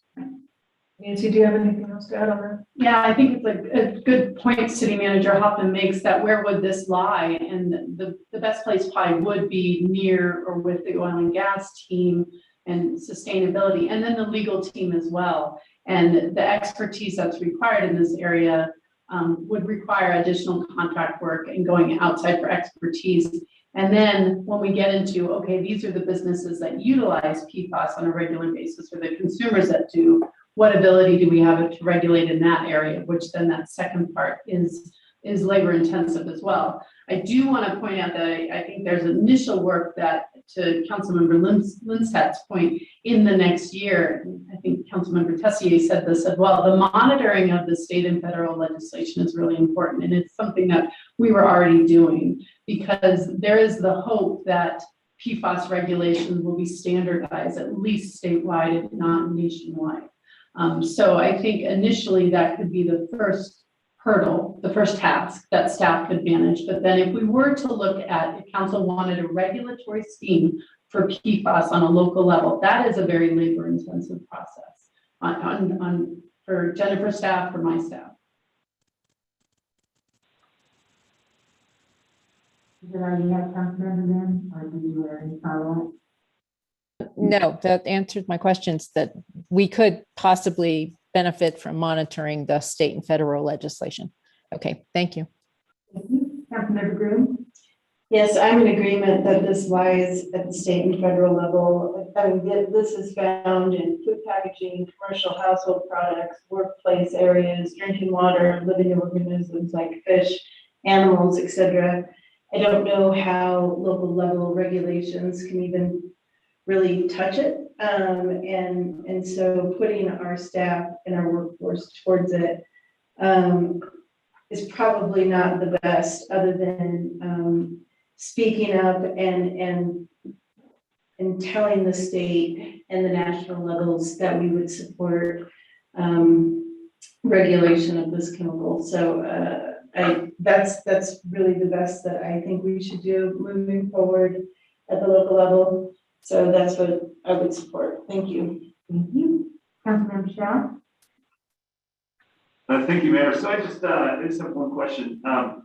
do we have a list of maybe the top three industries or users of PFAS that pose the greatest risk to human health effect?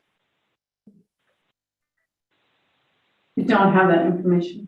I mean, you had mentioned firefighting, and I from what I had seen a while ago on this, that was a major concern with the water contamination, especially with whether that's on especially with the foam. You spray that on, and then it immediately goes into the soil and into the water, and so there's a great risk of water or contamination. So I was just curious if we had those top three industries or so. No, we don't, but that is an interesting point. And airport usage of the firefighting foam training centers, large firefighting training centers with firefighter foam, that has been a big focus because how that foam did get into water tables. Thank you, that's all. Thank you. Anyone else? Councilmember Anderson? So is it fair to say that we're giving direction to not close the door on this, but to just monitor and provide time? Is that a fair, I mean, with thumbs up, thumbs down, can that be the direction we're giving? Is that like? That's sort of, if I could summarize on point 3 on this broader PFAS issue, staff will monitor the legislation that's going through the state and the federal level. We'll also monitor local action, CDPHE, to Councilmember Schaaf's point. CDPHE is heavily involved in a lot of the water contamination issues related to PFAS locally. So we will monitor those, keep an eye and an ear out for PFAS options for local government, especially if the state decides to delegate some of that authority to the local government. Great. Does it help? Mayor Pro Tem Duder. Thank you. I was curious, someone could refresh me what PFAS stands for again? You know what? I actually was practicing and it didn't even, no, I don't even want to, I tried. No, I'm just kidding. I don't know. I tried it.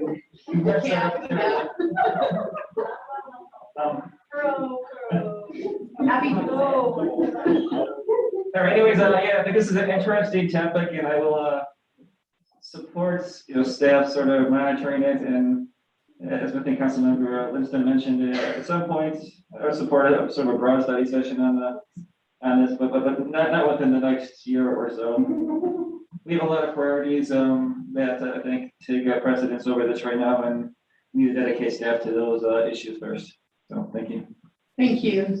So you will be seeing on the council calendar the amendment to the regulations and an executive session related to the operator.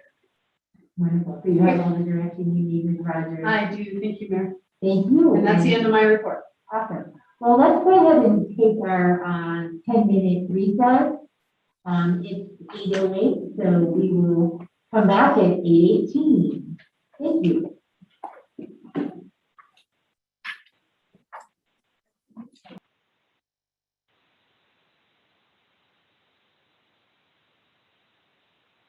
The Access Live event is in music hold.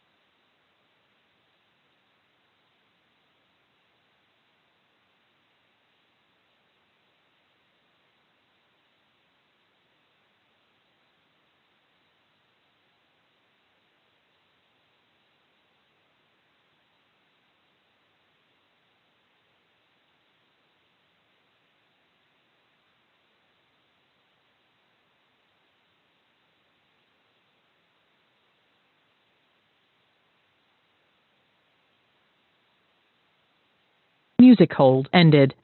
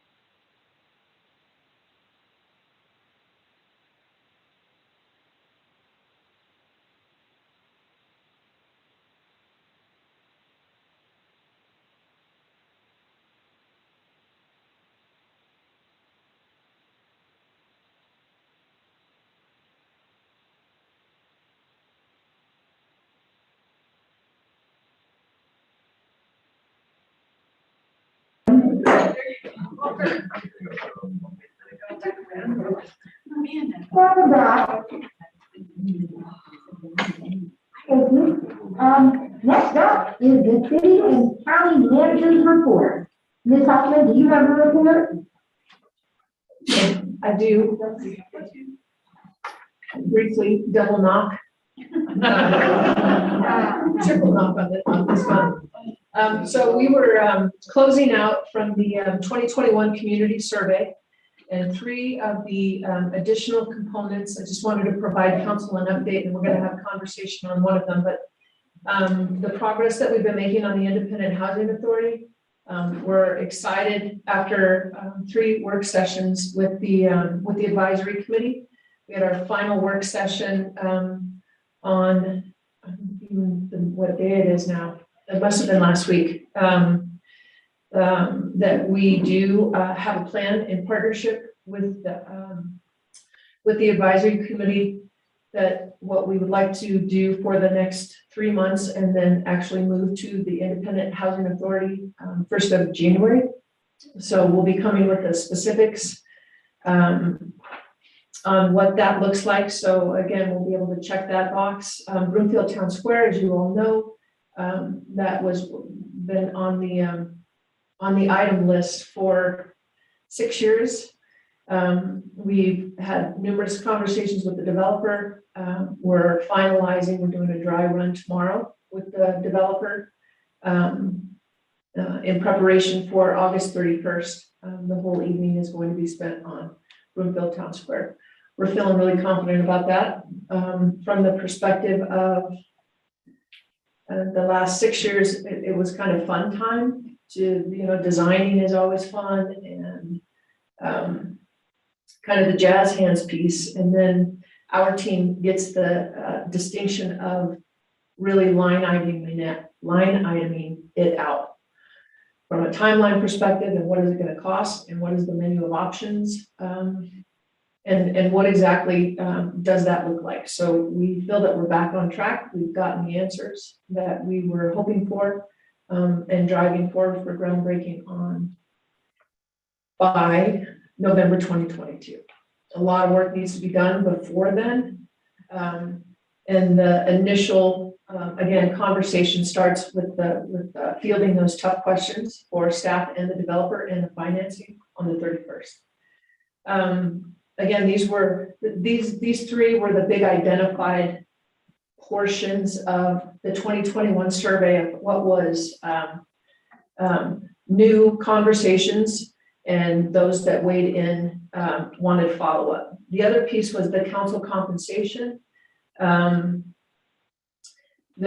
was kind of a 50-50 on looking at the structure. So there was overwhelming support, however, from the perspective of reevaluating the council compensation. We sent out the memo to you all indicating that council compensation was reviewed in 2001, and then again in 2016. So given you all know now that we're the fastest growing county at 32%, you have initiated a compensation philosophy for myself, which we will be taking to the rest of staff. And then the conversation comes about council compensation. So we did a market study. So you all have that, how you all are in comparison to the other council. There is a 3-tiered between mayor pro tem, and council, 3 different amounts. And then we did put in there, Councilmember Cohen had asked per capita. We've never looked at the per capita amount before, so that was also included.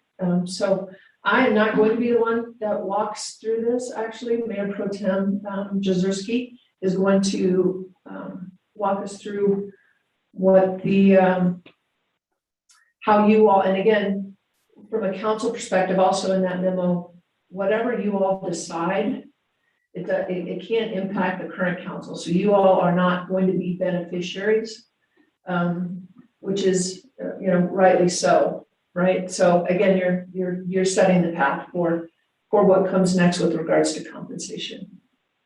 Mayor Pro Tem. Yeah, thank you, Manager Hoffman. I think to start with about the last point that was just made, that make it very clear that any decision that we make on compensation, if we make a decision to increase going forward, it won't impact anybody or affect anybody who has a currently serving. It would only be for new terms. So that would be for anyone who is elected this November or going forward. So definitely keep that in mind. My recollection of the history of this was that we did discuss it a bit, probably in 2019 or so. And the idea was to take it up after that election. And then I think we just did start to discuss it again at that point. And unfortunately, COVID hit and we never brought it up again. So unfortunately, that's where we are now. So it's sort of set on the back burner for about a year and a half or so. So the purpose today, I think, was to just to see if council wants to direct staff to draft an ordinance to increase the compensation. As the memo has shown, we're at 800 as a city council now, and as Jennifer mentioned, this was increased from 600 back in 2016, and then it was at 600 for roughly 15 years. So didn't move for quite a long time, and basically from 2001 until now, we've gone from 600 to 800, and that's per month. So, and as was mentioned, over that over that time period, the city has grown immensely, especially since 2001. And what also has grown is the myriad of issues, of course, that we have to deal with. And I could say just anecdotally, I know even when I first started on council in 2015, we would probably be out already of our meeting. Most meetings ended at 8, 9 o'clock, and 10 o'clock at that point, I thought it was a pretty late night. And now 10 o'clock is considered an early night. So things have changed significantly over the past 4 or 5 years, let alone I believe the past 20 years. So we do have the chart that was included in the memo, and I think it shows that we are, right now roughly in line with some of our neighboring communities. But the important thing to note on that chart, I believe, is that, again, these are only cities, and of course, as we mentioned, we are a city and a county, and with that, of course, it brings a lot of additional complex issues that the cities don't deal with, and like land use decisions typically, our public health, which has been huge over the last year and a half, and health and human services. So, I guess with that, in mind, and also again, just remembering that any decision today doesn't increase my salary, and it won't increase my salary for the next 2 years, and it won't increase anyone who's currently serving a term that goes beyond this current election. I think our goal was to see if there were any questions, number one, and then to have a straw poll to see if the council was interested in just not really discussing the merits today, but really to see if council's interested in moving forward with an ordinance that would increase the council, mayor, and mayor pro tem salaries going forward with the next election. The memo does suggest, I believe, 1,400 for council, 1,800 for mayor pro tem, and 2,000 for mayor. So, I think the straw poll should really indicate whether or not you are interested in considering this further. And then if you have an idea of what type of a range that you would be willing to consider, maybe indicate that, whether it's what's included in the memo or something else, higher or lower. And then finally, I want to keep in mind that, as alternatives, of course, we could do nothing.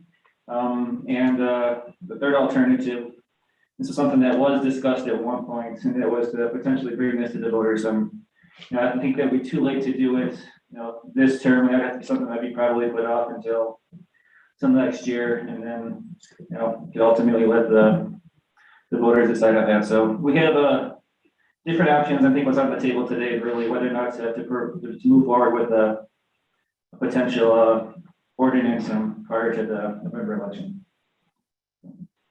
Any questions? You're going to choose a question. On this one, okay. Councilmember Linstead. Thank you, Mayor Pro Tem. I guess I did have one thought. If we do move ahead with this discussion, I would love to see Councilmember Cohen asked for the per capita numbers. I'd love to see that incorporate the county commissioner piece somehow, because the memo was kind of useless without that. I don't really, you can't really compare Broomfield to anything in that memo. So I don't know. If we have that discussion, I know that's going to be very complicated, and there'll be a lot of work to do. But I think we need to have that comparison in that memo to make these decisions if this discussion does move forward.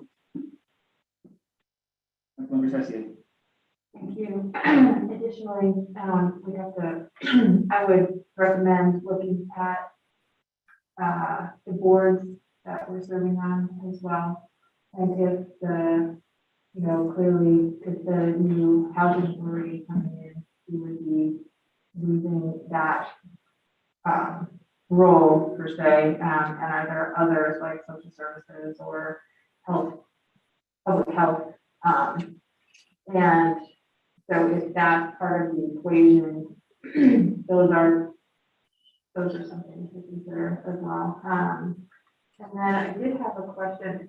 Yeah, with regards to the whole compensation package or whatever that we've been discussing for the city and county employees, is it a living wage and is it equitable? If someone from any area of Broomfield wanted to run with, any socioeconomic status, would they be able to do that? And with the time commitment. I think those are great points, and Jennifer could expand on that, but it's my understanding that we are looking into all the things that you mentioned, the council's involvement, committees moving forward, and potentially spurring off whether it's our housing committee or health and human services. Mayor Pro Tem, if I may, so we will share with council, so the county commissioners are by statute, the salaries, and so we do have, actually, Abby has right here, where you all would fit, based on the tier. It's 4 different tiers for the counties, so we can provide that to you momentarily. And additionally, staff went through the exercise last week. There are, when we come back for the boards and commissions conversations, there are over 71 boards. We have some staff and council that Catherine Lineup is one that she has night meetings every single night. So we have, we're going to be coming back with a recommendation from the 11 boards, moving it to 7, consolidating, collapsing, and those that were designed to sunset, but we just never sunsetted them. So we're coming back with those recommendations. We're also having, we designed a matrix that indicated where council has to participate. There are not many that it's a must. So we'll clearly identify that as well. And I think that was, Mayor Pro Tem, did I hit all of those? We're getting, are there questions? Councilmember Shell. Thank you, Mayor Pro Tem Jaworski. I'm appreciative to hear that there's kind of both sides of the situation being addressed, both the workload as well as the compensation side. And I think that's, from being on here since 2017, I think that's needed. That we do have to consider both of those sides. I think that, for me, moving here within this last census 10-year period, seeing the city and county growing 32.6% has been noticeable, and that has had an effect on every council member that has served or is serving at this time to see the numbers continue to grow. So I think it is important to realize that there's that many more constituents in each person's each person's work, and additional phone calls, additional emails, and that continues to increase the workload. I think that for me, I don't really have an idea of where to fall in terms of dollar value, but I think that the thing that's most important for me is seeing this process unfold this last time. I think what I would like to see is, regardless of what we do, to ensure that there is a steady increase, whether that's every year or every 2 years, so that that basically we aren't pushing this out onto another council to have to deal with that. And so that we can just kind of make this automatic, and maybe we try it out for 10 years. And if that can be an increase every year, I think that's best. But if it needs to be every 2 years, then so be it. But I think that we should set some type of standard increase. And again, either try that out or make it permanent. So that's all I have at this point. Thank you, Councilmember Sheff. Looks like we have Councilmember Groom, and Councilmember Lynn, and then Councilmember Evans. Councilmember Groom. Sure, I just had a couple questions. Did some of these other municipalities have the difference between Councilmember, Mayor Pro Tem, and Mayor? Do we know? I don't think they had Mayor Pro Tem, Councilmember Groom. They just distinguished between council member and mayor. Okay. And then how many of them had written job descriptions, and do we have one? Because from my understanding, The minimum of a council member in Broomfield is, as it's, and I'm not even sure if it's truly written, is two council meetings a month. And I know we do way more than that. But I would like to at least start with cleaning up our job description. And then understanding our pay associated with that job description. So what is our job requirements, if you will, and then kind of wrapping around an understanding of pay associated with that. I kind of look at the proposed compensation of just kind of 40% increase or however 50% for some. And I'm not quite sure if that's the right basis to take us from there. So thank you, I appreciate it. Thank you. Councilmember Lim. Yes, the proposed compensation, I'm not clear how that was calculated. So if we are following this compensation philosophy where we want to hit the 60% mark, is that what we're following? And then does the proposed compensation also factor in the function of county commissioners that we're executing? Can somebody explain where the number came from? The number was in conversation with the mayor and mayor pro tem. So there wasn't a matrix or a design. And I think with the council, with the compensation philosophy, that is not for staff to determine from a council perspective. Again, from to Councilmember Groom's point, that's a fair point to be able to go back to be able to say, here's what the job description looked like, because it's always been based on not even a part-time, but a volunteer council. So everything else came from that premise. So the 60% compensation piece, we'll design it however you all want us to design it, right? So again, it's not staff's, I'm not going to determine what the, right, we're going to give you the data, and to Councilmember Lindstedt's point, Abby, so you all would fall in Garfield County and La Plata County. Again, from the state statutory perspective of where we would fall, they are at 104,000 annually. Per capita, it turns out to be 1,400 for every 1,000 people. Back to Councilmember Cohen's question about the per capita. Again, we'd never thought in those terms before. So that was from the county perspective. And then you all have the chart from the municipalities per capita and where we fall right now. We did not do a projection based on any future numbers, just based on the 800 for the current council member, and you all have those numbers in front of you from the per capita perspective. And if I could jump in too, Councilmember Lim, the numbers that were on the memo, did come from discussions that we had, and it was kind of based on what you mentioned, the knowledge of this, that we are a city and a county, and we have additional responsibilities than what a lot of the cities that are on this memo list. And then also some of it just came from our own, I guess, knowledge of, what the job really entails and what it takes.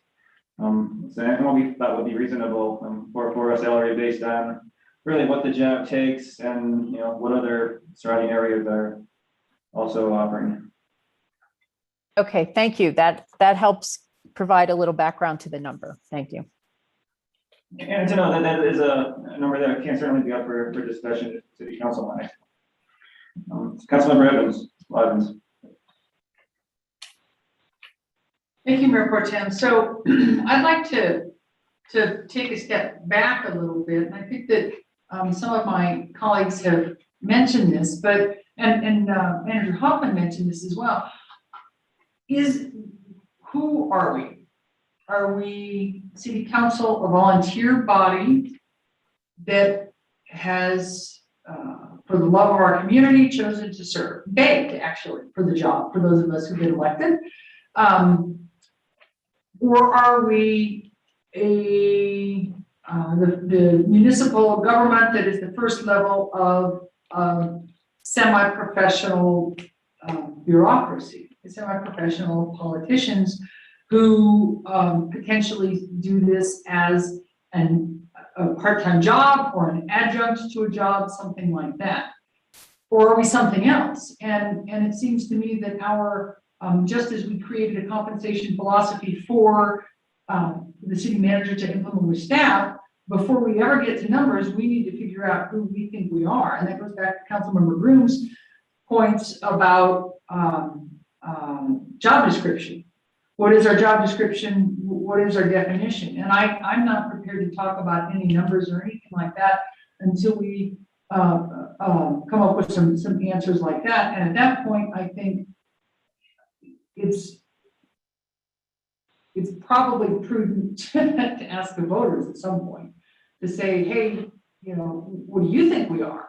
And how much do you all think we should be paid when our job description is thus and so? Some of us do additional things like Dr. Cobb or whatever outside board. Some of us do a lot of internal boards, and somehow go back to our citizens, because as we've gotten emails recently that have reminded us our citizens are our boss. Our constituents are the ones who ultimately make the decisions on who serves and therefore how we serve. So I think if we're really going to do this right, we should figure out who we are first, what we're doing first. Has the role changed? Which it may very well have. And if the role has changed, there's always the discussion. This was happening when I first came on council. Do we need to consider going back to the voters, asking them to change the charter? I'm not advocating this, but I am advocating having a discussion as to whether or not we need more of a county commissioner type of government or something like that. I know I had that discussion with former Mayor Quinn at one point as to whether or not what that process would look like, and we never got any farther than just a discussion. But I think we need to figure out who we are, what we're doing, and if our role in the community has changed before we can take any piecemeal steps towards changing our compensation. Thank you, Mayor Pro Tem. Thank you, Councilmember Lott. And I think that's a great point that you made, about the job description. I think that's Councilmember Broom as well. And that's something that's, if we do decide to go forward with anything tonight, that can certainly be part of the more substantive discussion on this topic in the near future. So I think I had Councilmember Anderson. Mayor Pro Tem, if I just make quickly, sure. So we did look at the city and county of Denver job description, and what you all do looks very similar to that job description. So that will be one certainly that we supply. Again, rather than drafting a job description, we'll send some examples, and then you all can have the follow-up conversation about determining what is that best fit.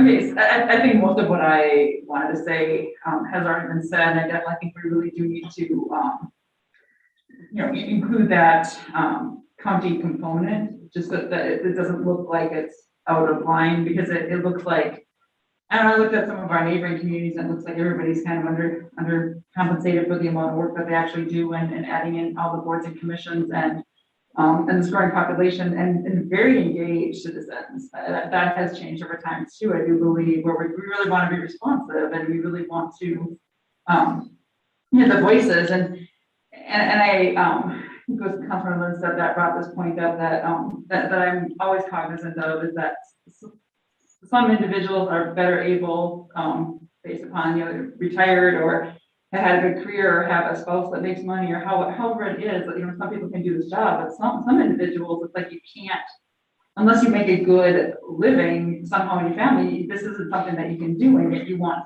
that precludes a lot of people from running, and that is, always in the forefront of my thoughts there. So I get the need that if we're gonna raise it significantly, we would need to go to the voters, but if we're talking about minimal increases, I don't see that as objectionable. I know there was, in the last, survey, there was support for this, but I find it awkward to raise the amount of money too substantially, so that we're at different pay levels of, 50% difference. So I would go on with Councilor Schaaf and the, consistent increases it would be every 2 years, every year it would be irrelevant. So that every couple of years that it would just automatically, we would have a set amount that we're thinking of increasing, which would obviously be up to the next council, but to eventually get to a place where the work we're doing isn't well below minimum wage when you actually average it out. So I appreciate this and I do support, I don't know the amount, but I do support the increase.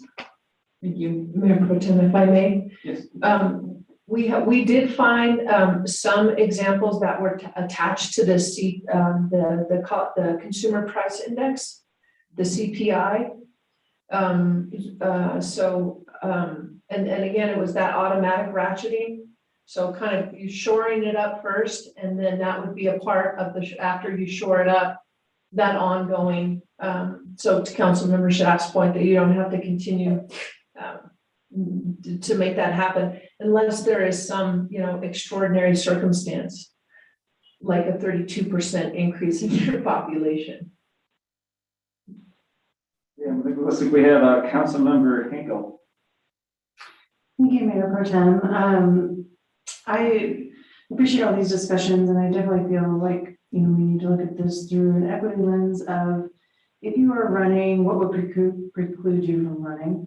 And then I have actually, since I've been in office, have applied for jobs, and I've actually had people who interview me, and they look at my resume, and on there I do have that I'm a city councilwoman.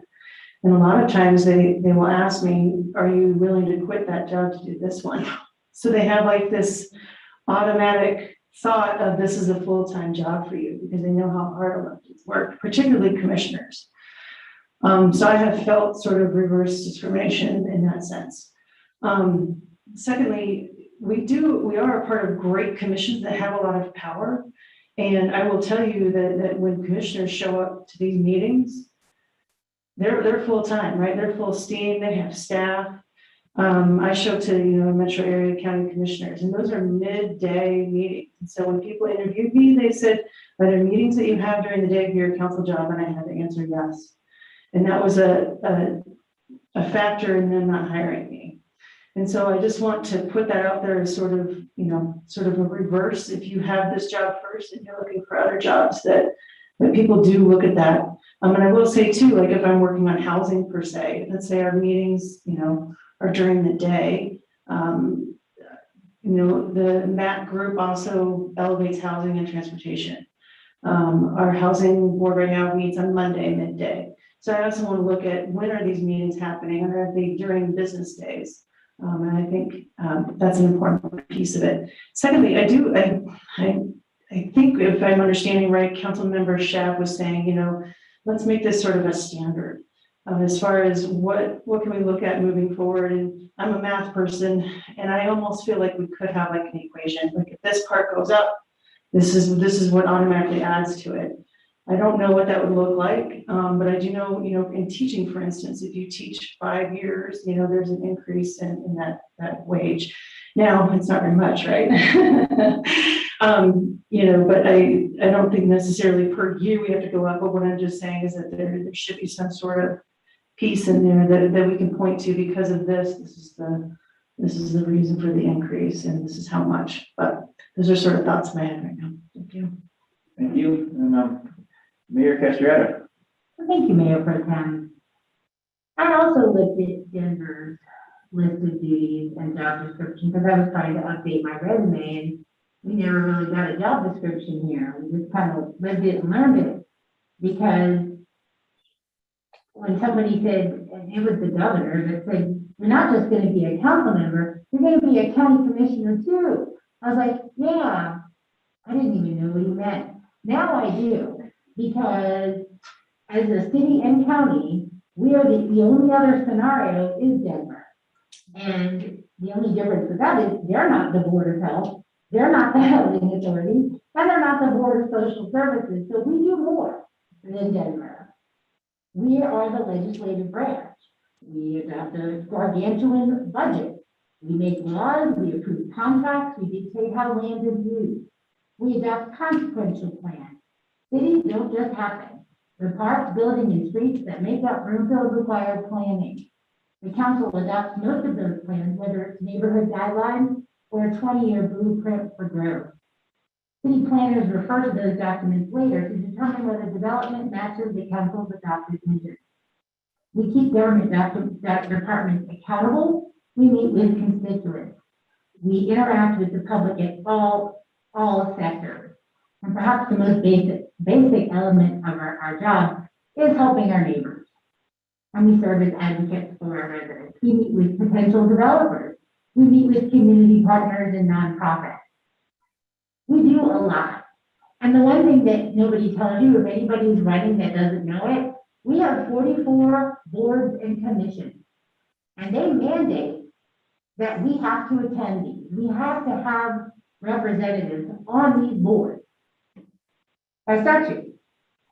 So if the charter says our minimum requirement is 2 business meetings a month, well, that's wrong.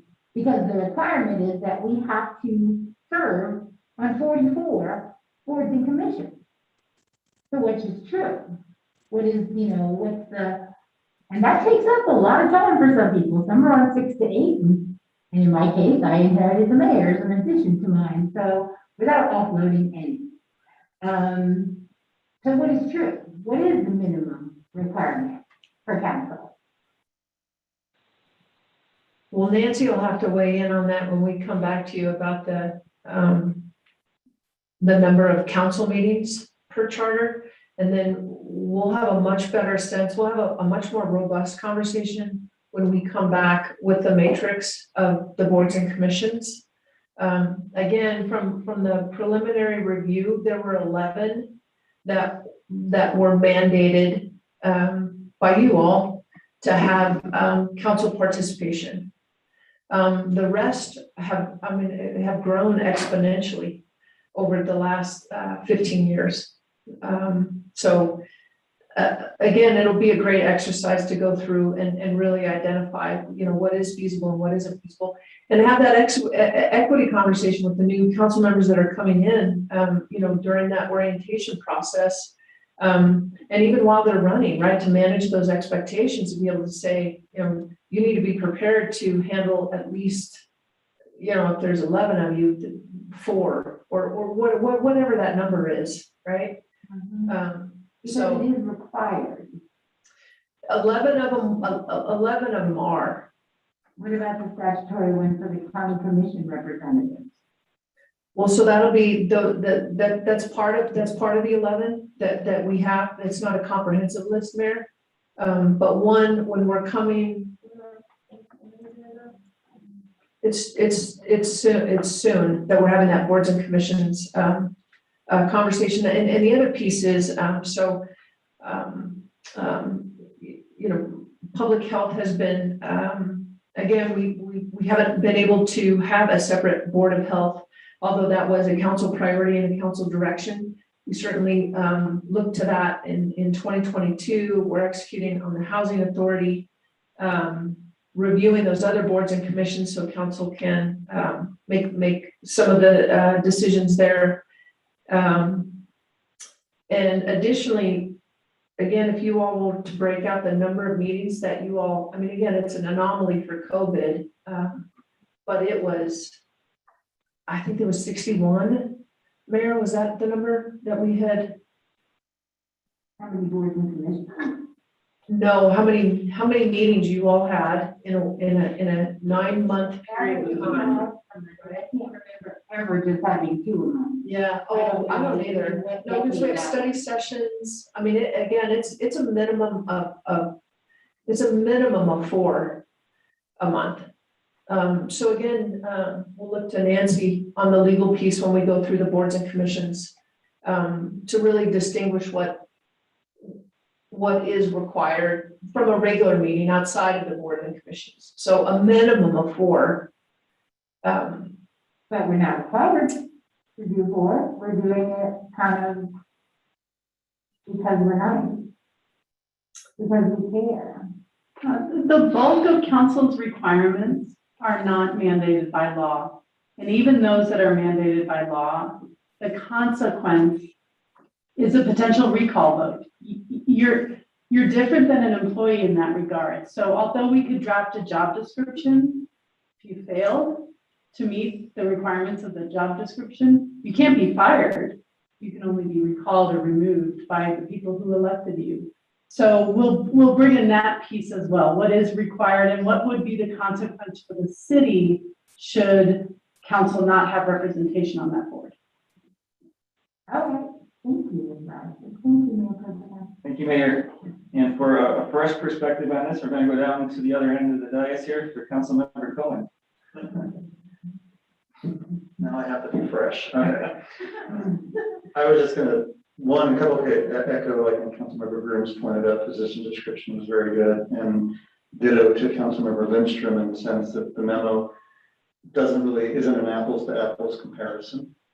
And so we probably should start over in that sense, but I wanted to say, I feel like as the newest person, it represents whatever you come up with as a philosophy of government of what it's worth.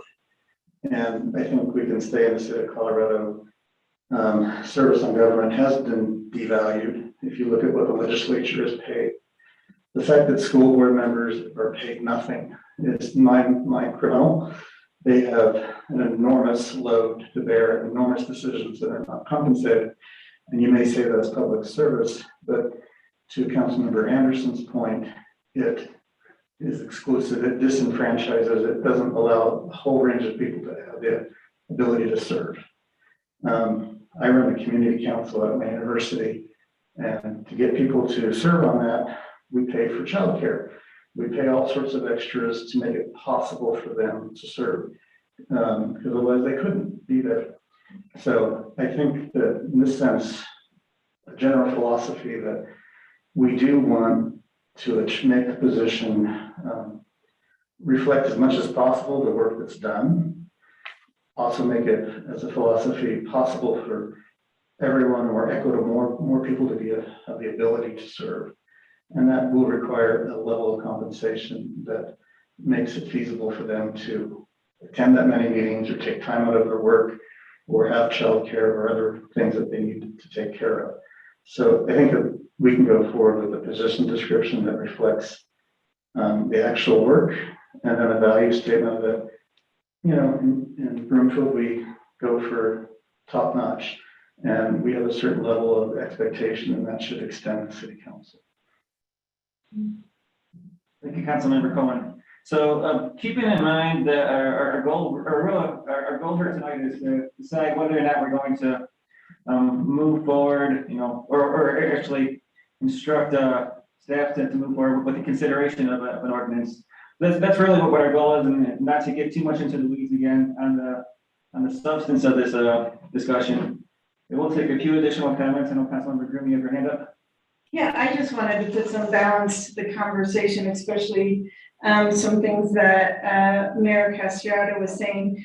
In comparing ourselves to Denver, Denver is 5 times the landmass that we are. Their complexity of what they're going through is 5 times.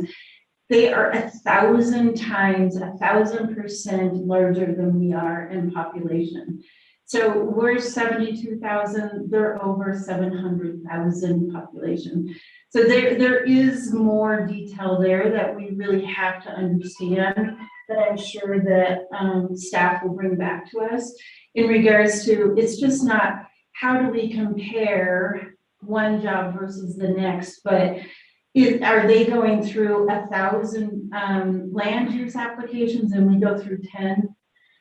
You know, that's the difference in the order of magnitude that we need to look at if we're going to compare ourselves to the city and county of Denver. And I get that they're city and county and we're city and county, but just because that's the title doesn't mean that's something that we're comparable to.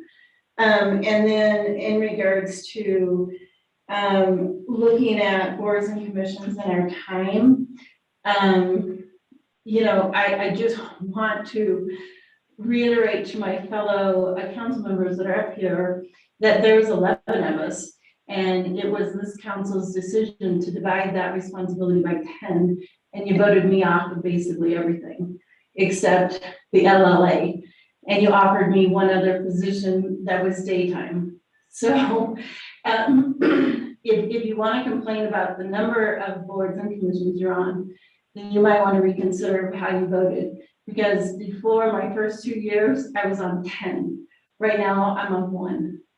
So you got to really consider how we spread that workload out and give everybody an advantage to be on something that works for them.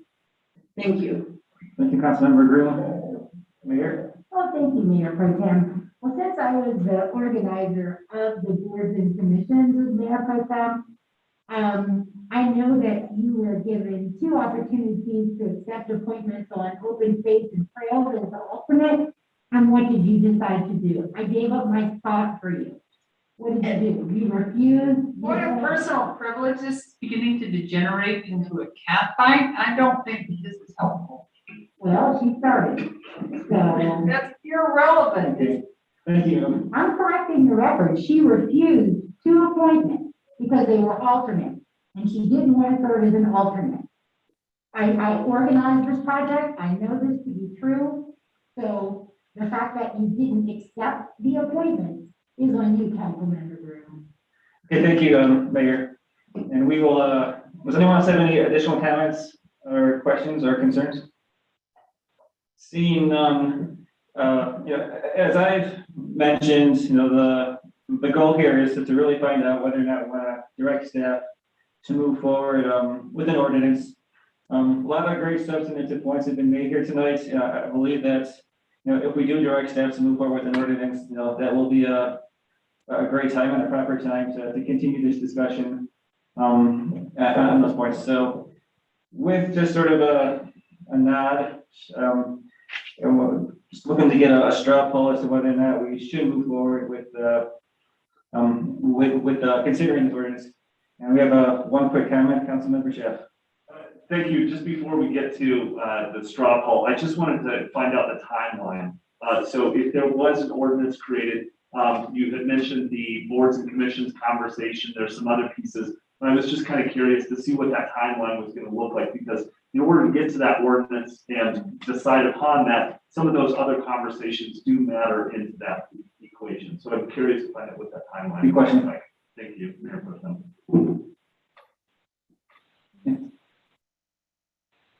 So thank you for that question.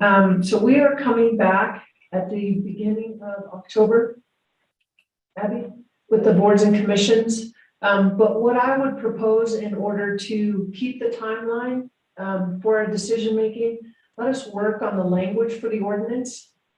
And then with regard, so again, it's the language that we will have a part of is kind of the mission, vision, value statement that Councilmember Cohen had talked a little bit about. And then also indicating that there would be an organic increase that will also be in that language. And then let us work on the language a little bit that helps kind of solidify the city and county responsibilities. And then once we finish with the boards and commissions conversation, then that piece helps inform the compensation piece, right? So when you get the philosophy down about the boards and commissions and the numbers and the time commitment, then that influences what the amount is. So again, there's a lot that we can do from a footwork perspective to get the ordinance kind of primed, so that then we can have the additional conversation about what the compensation and package looks like. Does that sound all right? And to clarify, do you have any specific or general dates that you would expect this to be back by? Well, if we have for the actual, well, the reading would need to include the amount. So let us work on for September. We'll work on the language and we'll vet it with you all. And then it will be, let's say, ready for prime time and initial conversations when we come in the first part of October for the boards and commissions. And then really it's determinant upon how quickly you all can arrive at the amount that then we'll plug in. But we'll build it, have the boards and commissions conversation. You all arrive at what that amount looks like. So again, we could have 2 readings by, excuse me, we're going through the calendar right now. Abby, you can jump in there. So just looking at our calendars, as you all are well aware, they're full in the next couple months. So I think just looking at it tentatively, it would probably be first reading on the 12th and then the 26th of October in order to get ahead of the other items that we've got coming. And the election. Does that answer your question, Councilmember Chef? Yes, it does. Thank you. Okay, so what we'll be looking for right now is just sort of give me a nod of your heads if everyone is okay with moving forward with the proposal that was just outlined by Jennifer there. Nod of heads. We all okay with that? Looks like we pretty much have a consensus to move forward with the ordinance, proposed ordinance, and then. I guess from what I got from the conversation is that I think there's still some discussion that is going to be needed as to if there's a decision to do an increase, what that amount would be. And the amounts that were proposed on this memo again was the 1,400 for the council, 1,800 for the mayor pro tem, and 2,000 for the mayor. And knowing that that's going to be a point of further discussion, is everyone okay with using that as a starting point? I'm not ahead with that. Okay, it's like we're okay with that as well. So I guess use those numbers as a starting point, I think, and then there's gonna be further discussion, I believe. That makes sense.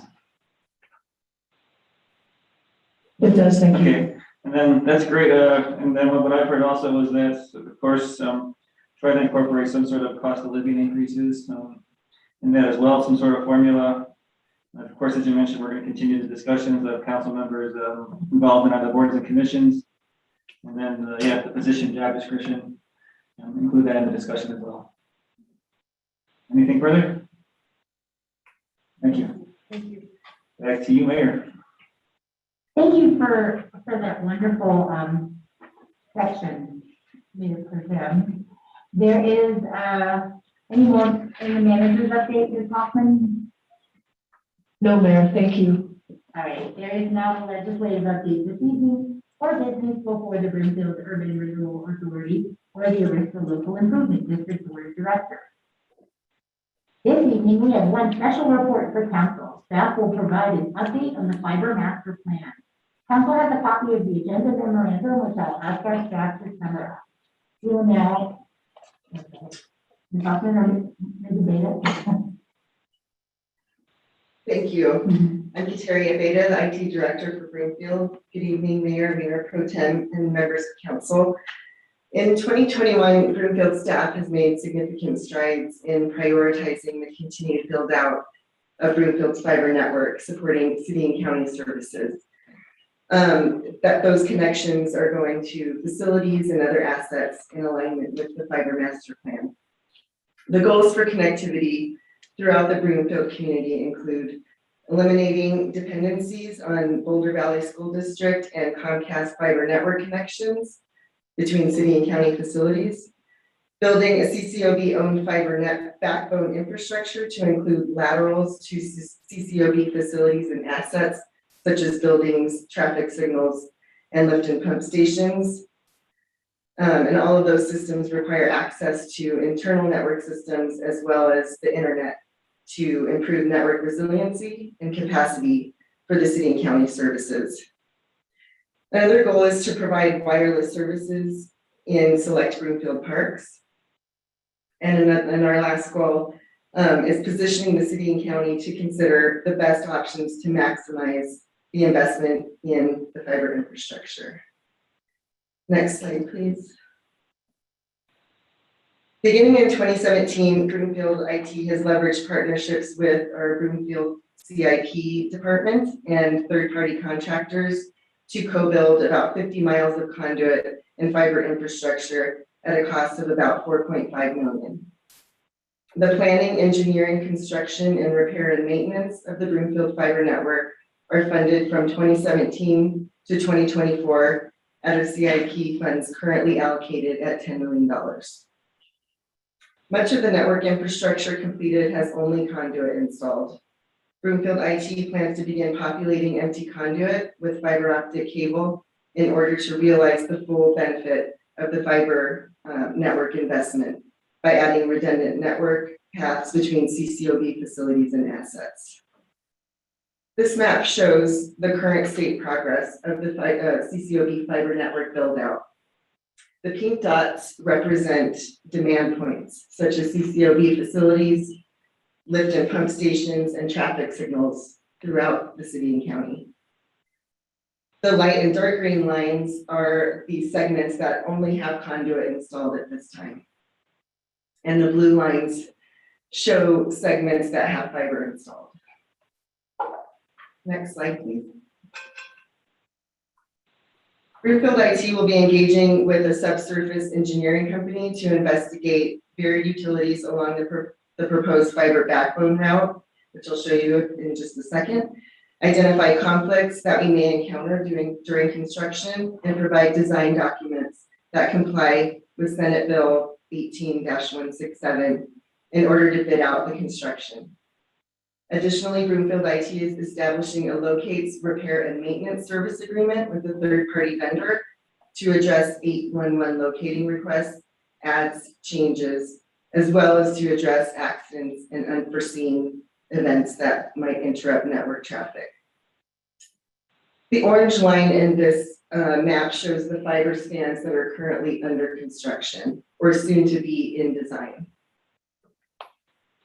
Next slide, please. Broomfield IT estimates that a build rate of 35 miles per year until reaching our projected total network size of 200 miles of buried conduit infrastructure with fiber cable by 2025. In order to complete the design and build out of the backbone and all planned laterals, $15 million in additional funding will be required between 2022 and 2024. The majority of this cost increase comes from Senate Bill 18-167 being passed in 2019, which requires all new underground construction to be surveyed for existing infrastructure and designed by a Colorado licensed professional engineer.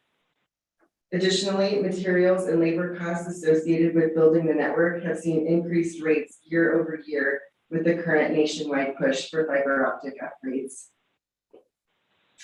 With the potential for full availability of our fiber network by 2025, the new services agreement will be required in order to maintain, operate, and manage the network, which is estimated at a cost of $1.3 million per year.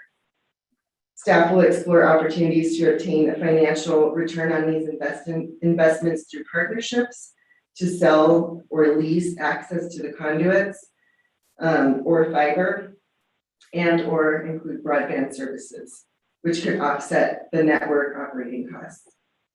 This will include evaluating the short and long-term benefits and impacts of alternatives to utilizing fiber for the last mile connection into homes and businesses. In 2017, the cost estimate to build a community-wide ubiquitous network is approximately $80 million. By 2025, that cost will be closer to $160 million. And this last slide, did we advance to the last slide? Maybe not. Yeah, that is our full network build out. You can see the fiber ring that goes around Broomfield, and we should be able to connect all of our lateral, our main demand points at full build out. With that, I'll take your questions. Well, we'll now proceed. We'll now proceed with public comment.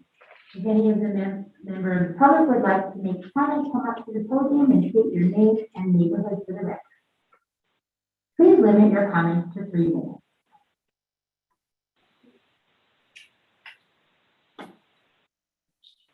Roxy Jewel out of Lockmore. My thing is, when we do the Wi-Fi, that has to go to the citizens of Broomfield, like the open parks and the common areas. Why can't we lease the fiber and make it less expensive for us? Even if we lease the fiber from one of the major fiber operators that already have it in the ground into the area, even in the long run, it would be a lot cheaper than us trying to put new stuff into the ground, cutting facilities, cutting the roads, having to have them redone. It all adds up, and as she said, everything keeps costing more and more and more, especially new construction. So to do the common stuff, I don't see that it is economical for us to put the stuff in ourselves and use that when we're trying to lease it out in order to pay for it, when that's what the common carrier is trying to do too, is lease it out to help pay for it. And it would be a whole lot cheaper rate for a city to get it from them than what it does for a regular business like a hospital or something of that nature. So I think that needs to be relooked at and save money, which is the taxpayer.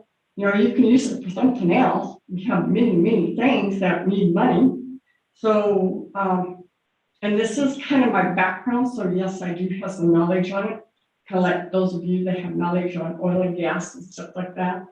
I worked one-on-one with fiber optic, placing it, selling it, and giving the customers what they want and what they need. More than anything is what they need and what they can afford. So I still think that the common areas and the businesses, like the shopping centers or the big business buildings like that, that you want to give Wi-Fi to lease these fibers would be an economical way to go. Thank you. Thank you very much. Mayor, if I could ask Ms. Abeda to briefly go over the package. Thank you, Ms. Jewell, for those comments. We appreciate it. And there are many layers to this package and I have to say too, from Ms. Abeda taking the lead on this project went from 0 to Mach 5. We had no sense from a fiber optic master plan about 4 years ago. So under Ms. Abeda's direction, we have made really significant progress. And to Ms. Jewell's point about the layering, capitalizing on fiber that's already in the ground. I know we lease, we have several IGAs with BDSD. So anytime that we can not have to recreate the backbone, as well as the dig once policy. And then Terry, if you could just briefly, the last mile delivery on the internet is very different than common area Wi-Fi.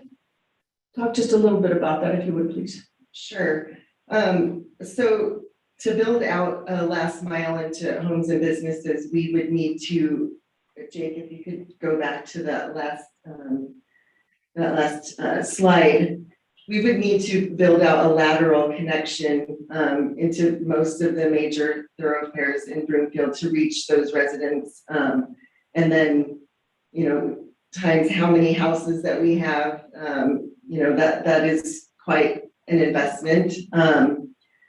So, you know, we're looking at that $160 million price tag just to build out the laterals and do the construction, including materials and things like that. It doesn't include the repair, maintenance, and operation of the network once something like that is up and running. Does that help clarify a little bit?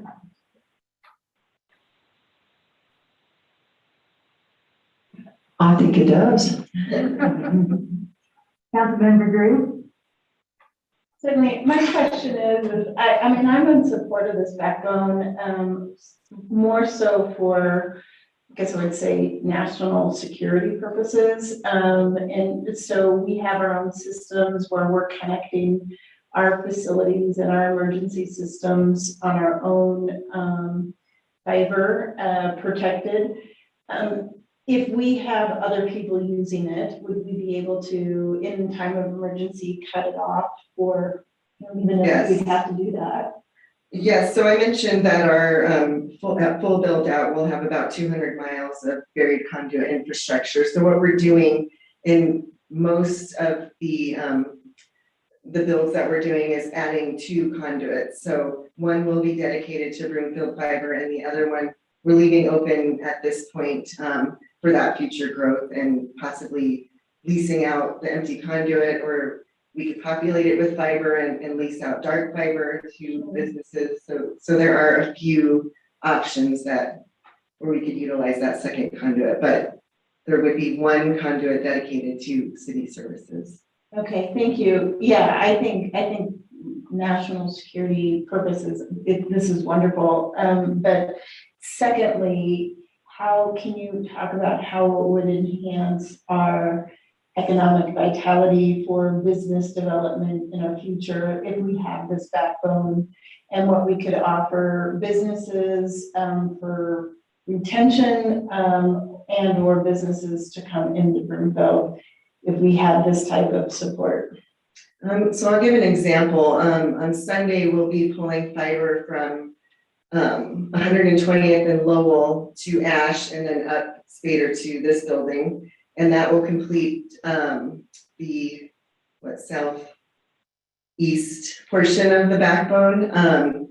So if we look at extending out in the future down 120th, as we start talking about the Broomfield town square, we could build laterals off of our fiber backbone if we populate it with fiber and offer that to local businesses to lease from us, or we can make the conduit available for them to pull fiber and do what they need to offer network services for their businesses. So that's kind of what we're looking at in building the dual conduit system, is having some options for local businesses to piggyback off of and offer their services from there too. Would this be a stronger service, faster service, cheaper service to them?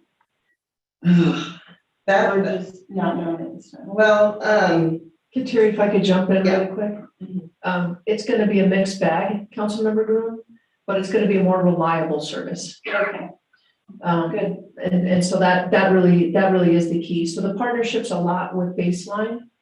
And as we know, more work from home. So when you ask about the economic development, it's not just existing buildings, but it's making sure that the future partnerships that we have with any commercial development, when we're talking about flex spaces, it's key. It's been pretty interesting with Kateri's leadership, and we had a lot of, that pipeline alley on 36, headquarters for Fortune 500 companies that had dial-up speed until about 4 years ago. So it was pretty remarkable about having to your point on that economic vitality, when you can't tout a lot of the transportation pieces, speed and reliability on the internet is absolutely essential. Yeah, I agree. And then my final question is, how do you see this in the future trending with wireless? So we're putting a lot of money into this. I see it valuable for national security type of things, where we actually have hard fiber in the ground to support Broomfield facilities. But as you talk about the second one, that would support businesses and maybe even homes if we go that far. I'm not sure if wireless wouldn't be our number one competition beyond our national security issue. That's a really good question, council member. My opinion on that is that offering a public Wi-Fi option in our parks, partnering with a wireless provider would probably be, it's in our plan to do that, to offer a wireless solution outside of that to businesses and residents. I think we need to take a really good look at the cybersecurity elements that we need to have in place, and also, if we have a third-party provider, what kind of security are they putting in place, and what are those guarantees and things like that. So we would definitely need to look into that. We can evaluate that when the time comes. All right, thank you very much. I appreciate it. Thank you, Mayor. Thank you. Councilmember Shaw? Thank you. So I'm glad to see this come forward again.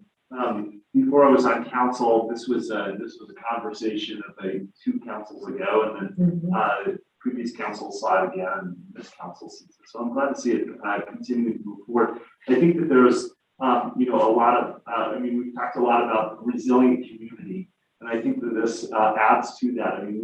When we first saw this, we saw the inadequacies of the technology that was serving a lot of our assets, and not just this building alone, which was terrifying, but also our signals, our lift stations, and things like that, that the technology that was being used, wasn't much further than maybe the Flintstones. So, I'm glad to see that we're advancing this technology. The Flintstones is a joke. We were much more advanced than that, but it was outdated. It was outdated, and so I'm glad to see that we're continuing to improve this. So we had the conversation regarding the comparison between leasing existing fiber and building new fiber that's basically in parallel to that existing fiber that's either owned by DBSD or owned by, I guess, one of the school districts, or owned by a private company. What are those cost comparisons when we are looking at continuing to lease that lateral or that distance of fiber versus building a parallel fiber that is owned and operated by the city and county? That's a really good question. I'll have to get specific details for you, but I know that the BBSD lease is about $300,000 a year. And I think the downside of that is that we don't own that fiber, and so if there's a interruption in service or anything like that, we are waiting for those repairs to be made. We did have a Comcast fiber connection dependency that we just completed a build out of our own fiber to this building and many other city buildings. So we are no longer on that. We no longer have that dependency on Comcast.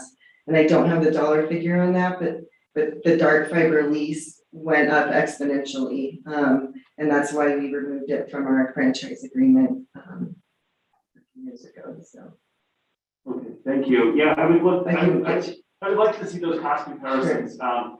As we start to look at this, there are obviously advantages to owning it versus leasing it. But sometimes within those lease agreements, there's ways in which we can ensure reliability, resiliency. Sure. And so I would like to see those cost comparisons. And maybe it just doesn't. It either does work out on paper or it doesn't work out. But I'd like to see those. Okay.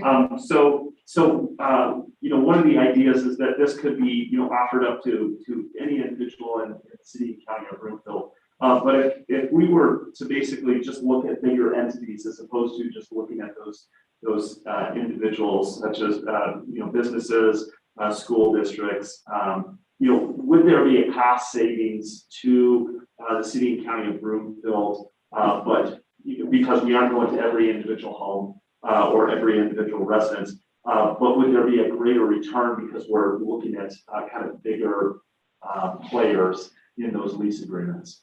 I think we would achieve that return on investment faster because we would just have to build out those laterals to those select businesses that want to have any part of our infrastructure, whether it be leasing conduit or the fiber. So I think,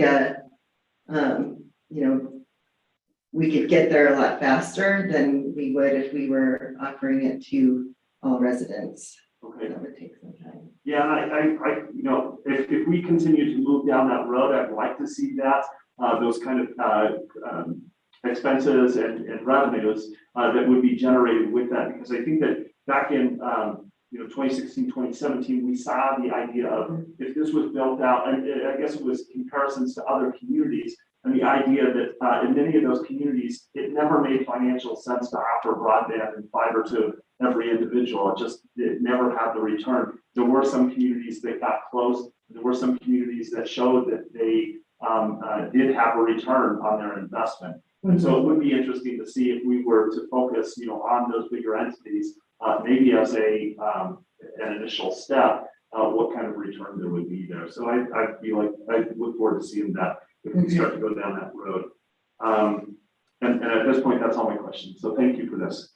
Sure. If I may, I would like to say that we have about 23 telecom incumbents in Broomfield right now. So the entry to market is pretty competitive. So I think we would definitely need to look at that, and in the next year or so, or whenever Jen and Abby would like me to start, we'll need to pull a team together, including our finance partners, to do that evaluation about what that return looks like, and what are some options that we can bring back to council to present on moving forward.